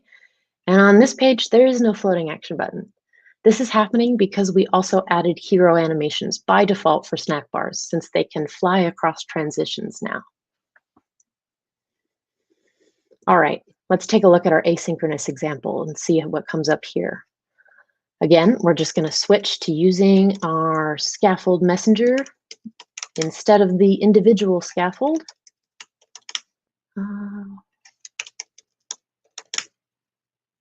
Okay, I think that's everybody. Let's go ahead and run this. Okay, so again, we're going to fire off some asynchronous work, and in a little while, I've actually set it up to throw an error and show us a snack bar. So while we're waiting, let's go look at some photos. Oh, look, the snack bar found me right where I was. This time, I didn't lose the notification, and I didn't have that ugly crash, which is really great, because for a user, that can be really confusing in the moment when everything stops working. So we have persistent snack bars, we have asynchronous snack bars, we have flying snack bars. This is really great, but we're not quite done yet. Earlier, I mentioned that the scaffold messenger creates scopes for snack bars, which gives you further control of which scaffolds will receive a given snack bar. As we can see here, there is more than one scaffold messenger in this tree, meaning that we have two different snack bar scopes. The scaffolds on the left will only receive snack bars from the scaffold messenger on the left, and the same goes for the right side of our tree. Being able to set a scope for snack bars is new and will provide even more possibilities for rich experiences in your application. And I wanted to take the time to look into the simplest case of needing scopes for your snack bars. In one of our previous examples, I showed you a nested scaffold, which serves as an outer shell to scaffolds below it. Now, the scaffold is designed to be a top-level container for a material app, This means that adding a scaffold to each route of a material app will provide the app with material's basic visual layout structure. It's typically not necessary to nest scaffolds, although there are some use cases like a presentation app that shows embedded Flutter content that would be valid. If you do find yourself with nested scaffolds, it is important to scope them with the Scaffold Messenger. Picture this with me for a moment. The Scaffold Messenger distributes snack bars to descendant scaffolds. If a Scaffold Messenger were to present snack bars to nested scaffolds, it would go a little something like this. You get a snack bar, you get a snack bar, you get a snack bar, everyone gets a snack bar. The Scaffold Messenger could easily become the Oprah of snack bars, which would result in duplicates showing up in your UI. Now, thankfully, this won't actually happen, as the Scaffold Messenger will detect and assert if you do this, and explain that we need to put a scope around our scaffolds for our snack bars. So how do we do that? Well, there's a couple different ways to handle it in this example. If you're using a nested scaffold to serve snack bars like in our previous example, you can simply just replace it with the Scaffold Messenger from this to this. So now the scaffolds here on the inside will just receive snack bars from the Scaffold Messenger, and there's no need to nest scaffolds anymore. If you're nesting scaffolds for another purpose, just place a Scaffold Messenger in between. The nested scaffolds will receive snack bars from a separate Scaffold Messenger, giving you control over your notifications. And so this eliminates the issue of duplication by closing the scope around the inner scaffolds. The one up top will only listen to the Scaffold Messenger above it, and our nested ones now have a Scaffold Messenger in between, so they'll only receive snack bars from that messenger. All right, we've covered a lot of ground today. Let's wrap it up a little bit and review. We talked about snack bars, scaffolds, and Scaffold Messengers. Oh my. We talked about persisting snack bars across transitions, which includes hero animations by default now. We talked about asynchronously managing our snack bars, particularly for error handling. And we also talked about creating controlled scopes for our snack bars, which will be really important as our applications grow and become more advanced. I really hope you're looking forward to the new Scaffold Messenger widget and how it will expand the reach and functionality of user notifications in your app. The Scaffold Messenger widget is available on the beta channel right now, and it'll be included in our next stable release. To further assist in migrating to this API, we also have a migration guide available on flutter.dev called Snack Bars Managed by the Scaffold Messenger. I hope you'll check it out and find it a helpful resource for integrating this widget into your app. I have had a blast, and I am so grateful to be here, and I thank you all for joining me. I am happy to take any questions that you have right now, as long as they are delivered in the form of a snack bar. Thank you very much, Kate. And actually, yes, we do have couple of questions. Not a question, but maybe a comment. So Manuel was saying that with this resolve context problem in apps. So what do you think the context, is it a problem in apps, or is it big or not? Do you mean when we were talking about our asynchronous example? I think, I don't know what Manuel thinks, but yeah, I think it is about that. Okay, well, what happened in our asynchronous example was that when we set it up to call on the currently enclosing scaffold with our current build context, we kind of saved that we were going to do that later. And then in the meantime, our user left, and that scaffold was actually disposed of, and that build context is no longer valid because that scaffold isn't around anymore, which is what caused that crash. Does that answer your question at all? I think yes. Well, actually, I'm here to ask a question from the audience. Well, I mean, like a proxy manager, let's call it proxy manager. Thomas is asking, could this functionality be extended in future to show dialogues? I think so. Yeah. We've actually, when I initially proposed this, and if you look in the Git history and if you look on GitHub, there was a series of proposals and design documents and lots of discussion about this. You're welcome to check it out. I also, at the end of this proposal, mentioned that there might be other ways that we could integrate this type of notification system for dialogues, also for banners. If you look at the material design specification, there are really 3 different types of primary user notifications: banners, snack bars, and dialogues, and they all kind of represent different priority levels. So I could definitely see that we could expand this in the future, and we kind of tried to keep that in mind when we were putting it into place. I see. Actually, there are not so many comments, but a lot of words like great talk, awesome talk, awesome talk. Yeah, so it looks like people love it. And thank you very much for this talk. I think, yeah, it is super great.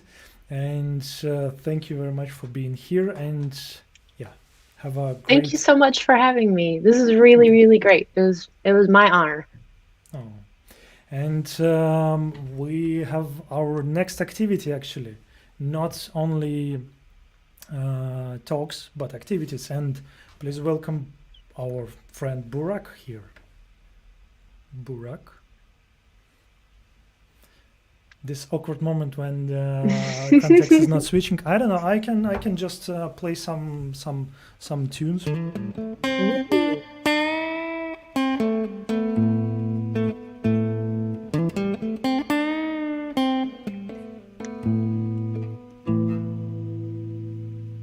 Something is flashing, but I don't know what is happening. It's an online conference. Everything that can be wrong would be wrong. So the music is great. It's probably going to be the highest rated moment.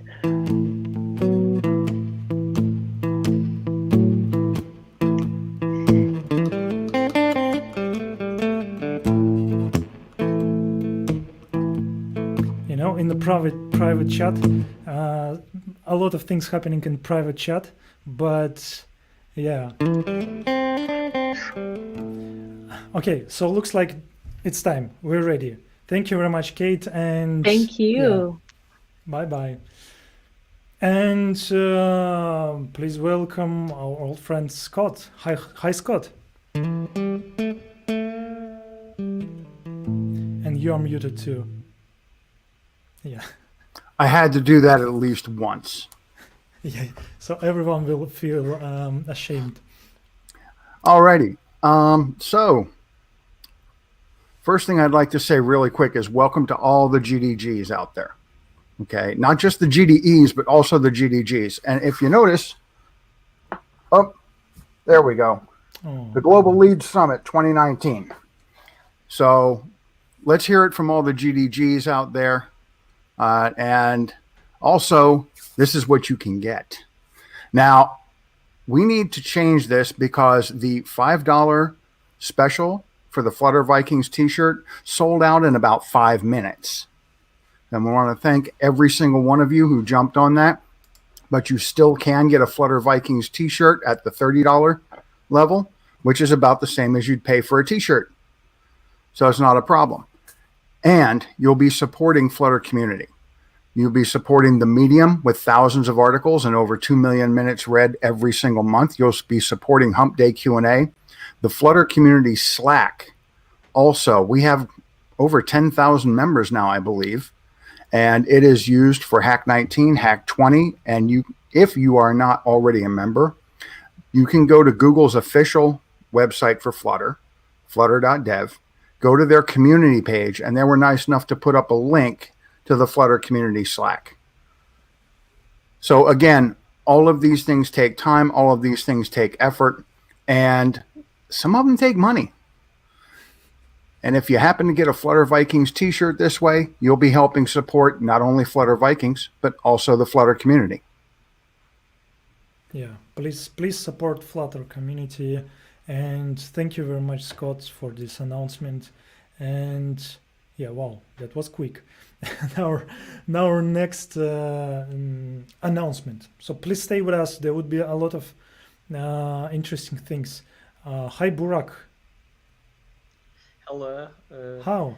Yes, so yesterday's quiz was a blast, and we decided to rerun it again with new questions, of course, and we'll have a more compact lightning quiz this time. So we invite all of you to join menti.com and use this code to access the quiz, and then we can start quickly with another mobile CI/CD quiz and with great prizes at the end. So we are now waiting people to join, and then we'll quickly start with the quiz. This time, of course, we'll still have 5 questions, but you have to be faster than yesterday, because we have we cut off 10 seconds from each, so you should be even faster than yesterday. And if you didn't have a chance to get the prizes yesterday, you will be able to do so today. Yeah, and we see the hearts So coming. people started joining. So let's see who is joining now. You see that now 30 people, and I like again, how they're squeezing, like you know, in the bus or subway. Like, hey, let no me. social distancing though. Yeah. Yeah, but it's a virtual space, so we can. and we can see Norway again, or it's Sweden. That's a tough question. Yeah. Yeah. Yeah, this animation when this icons are squeezing, it's fantastic. Yeah, new people are joining. I'm wondering if there are actually 50 separate icons here, or it's just. I don't think there are 50. Yeah. But so maybe, here are who the knows? instructions. Yeah. Let's wait a minute or so. Just when I say, I guess everyone joined, new people just start coming in. So, but I guess this is it. Yeah, So looks like we just- can start. Yeah. Yeah, okay, we can start. You can also join the quiz while the countdown is ongoing. So we're good to go with the first question. And the first one is directly related with Flutter. So which one of the following is not an automated testing type mentioned in the Flutter documentation? Here we have the integration tests, unit tests, interface tests, and widget tests. So this one is a bit more technical. Today's questions are a bit more technical than yesterday's. So let's see. Great. Most of the answers were correct, and here are the leaderboards. Oh, again, it's a close competition. People are fast. And let's see with the second question. Okay, what is the common name of an end-to-end CI/CD setup?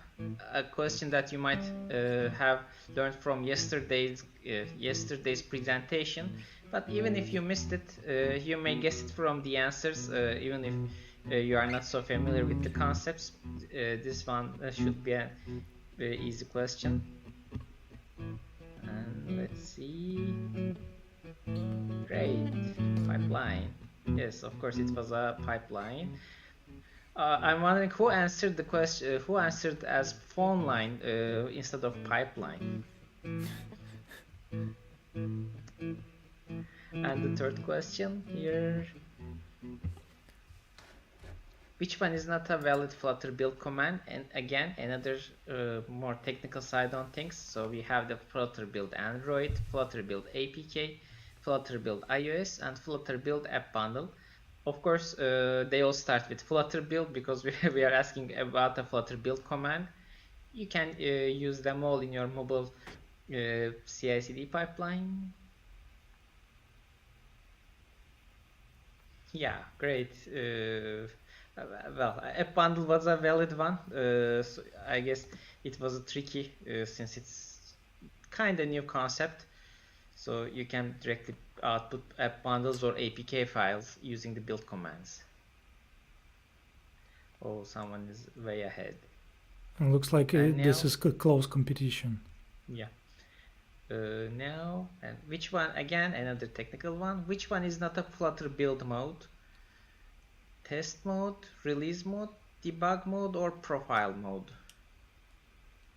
So for instance, in a CI/CD setup, you can use all of these modes for different purposes, for releasing to the app stores, releasing to the testers, releasing to the device simulators, but one of them is not valid, and it's test profile is actually a valid mode, and it's very useful in certain use cases. And Interesting. Competition. With the last question, the competition got a bit different. And the final question, again, another one from the yesterday's presentation. Which one is a benefit of mobile CI/CD? This time we're asking about increased maintenance, increased visibility, continuous deterioration, or all of the above. So let's see if you paid attention to yesterday's presentation, or if you had the chance, you can always go back and watch the recording. It's around, I guess, first hour of the event. Those questions are really hard. Yeah, this one, again, we see that people are tricked by all of the above, but unfortunately it was just increased visibility so that you have much better view of the process. And now let's see who is the winner. And the last question really shook the like, leaderboards. Yeah. Interesting. Is it our speaker or not? I'm not sure. They didn't put in their ticket ID, so unfortunately we will be unable to get in touch with them. They really got ahead with the last question, but unfortunately, I guess they'll miss their prizes. Well, thank you, everyone. So we'll get in touch with you regarding your prizes, and hope you enjoyed the quiz. Thank you very much, Burak. And we're ready for the last activity for today. And please welcome on the stage. I don't know, do we need a horn or not? I think yes, why not?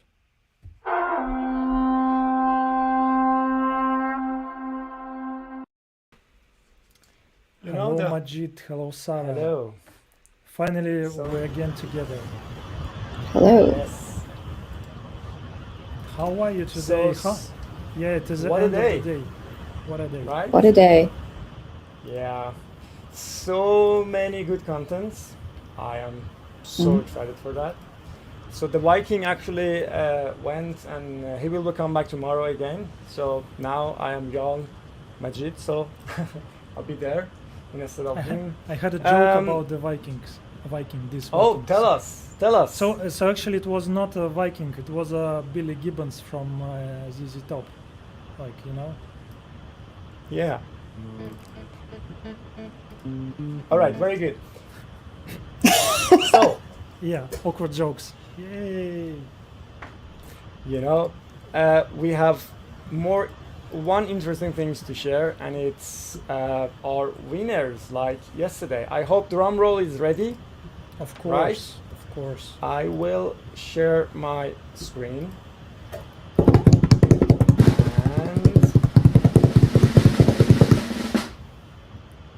Okay. Oh, this is our first page. Wait. First of all, I'd like to thank everyone who joined us.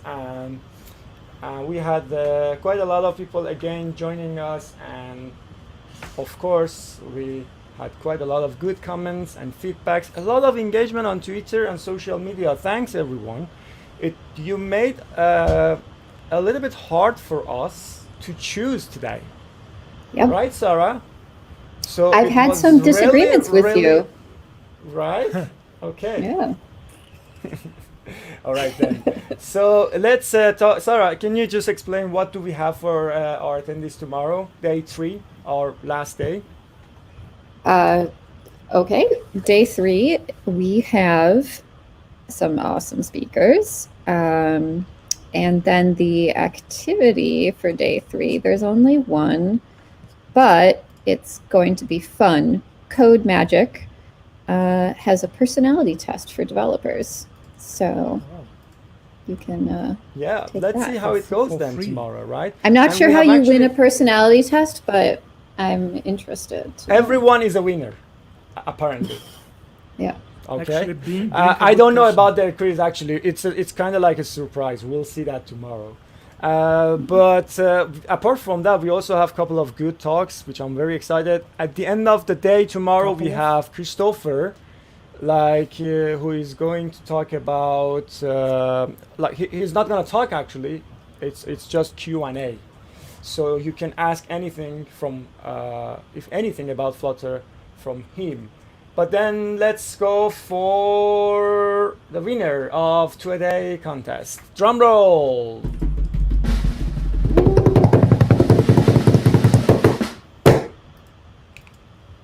Yes. Oh. So Manuel, I hope that I'm pronouncing your name correctly. You are one of our winners for today. It was great. Thank you very much for tweeting this. It was really awesome. And We so- enjoyed the excellent Photoshop there. And who's Manuel? Absolutely. And the dog. Yes. Pro tip, if you want to Uh, win, have a dog. Or cats. Yeah. Let's go for the next one. Drum roll.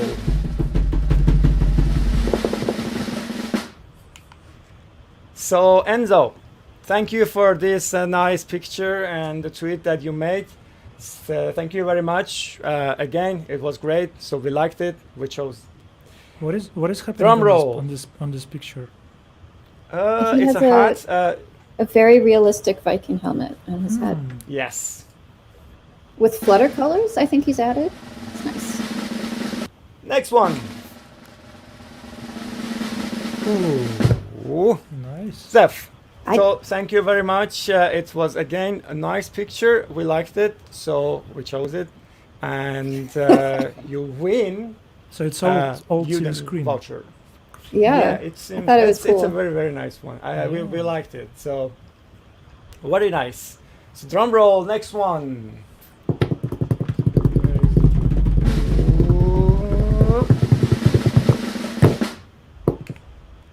This was also nice, Max. Thank you very much. So we liked this picture. It was actually very funny. So we liked it so much, and that's why we chose it. And we will contact you for your prizes. Next one.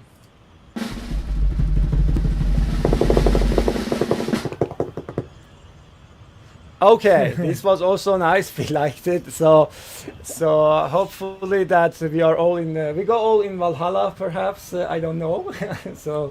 But it was nice. We liked it, so we chose it. Thank you very much for doing that. I think we have one more, right, Sarah? We have an honorary winner because we could only choose 5. But I Okay. thought. Yeah, we have 5. You're right. Right. Okay. Oh, sorry. Oops. Sorry, Pooja. So you won also this. Well, you've been a speaker, right? So it's a bit hard. You won internet points. Yes, but then we like this picture. I think this was very cool. You actually pictured it like very on the spot. Very nice. Thank you very much for that. And no, we don't have any more winner. I think that's done. But we have an announcement. We should talk about it. And it's that. So many of you actually asked us like how you can get your prizes and things like that. You don't need to contact us. We have your information. We already know who you are. So we will contact you. Maybe today, maybe tomorrow, maybe after conference. Don't worry, be patient. We have a winners leaderboard also. We created that on Notion. We will tweet it already on our Twitter channel, so you can see that but don't worry, like I said, we have all the information for all of our quizzes. We will contact you definitely after the conference and tell you how you can redeem your vouchers. And with that said, don't forget we have ongoing activities. We still have build Viking theme from Get Stream.io. Remember, when you are doing some contest, it must have an Viking theme. So just do that. Do not just submit anything without that theme. You will not probably be selected. So we also have a still ad sign contest. They are ongoing. You can do that. You still have time. It's by end of the week, and we will announce the winners next week for sure. But don't forget to do that. We have a new one from Microsoft. That is the easiest one by far. You can just go. The repo is already there. You can even fork and just deploy something and win a badge and maybe the best one will get a dashed as well. And several other ones in our activity pages. You can check it out and hopefully you can do something and win one of our prizes. Thank you very much, everyone. Again, a big shout out to Evgeny and Sarah, our moderators for today. Sarah is also our team member or crew, let's say. She's doing an amazing job. So for this conference, thank you very much. And Evgeny, you as well. You did a great job again today, and your guitar is so popular and famous. And actually, so you know what? This is really sad because I wrote a couple of jokes, but because we didn't have time to, I can tell you one joke that I prepared. But it's can you tell us a joke? Yeah, the most complicated one. So the most complicated one. Stay with me. 3 philosophers walk into the bar, and bartender asks, "So, yo, do you all have a beer? Want a beer?" First philosopher answers, "I don't know." Second answers, "I don't know." And third one answers, "Yes." That was very funny. Actually, nice.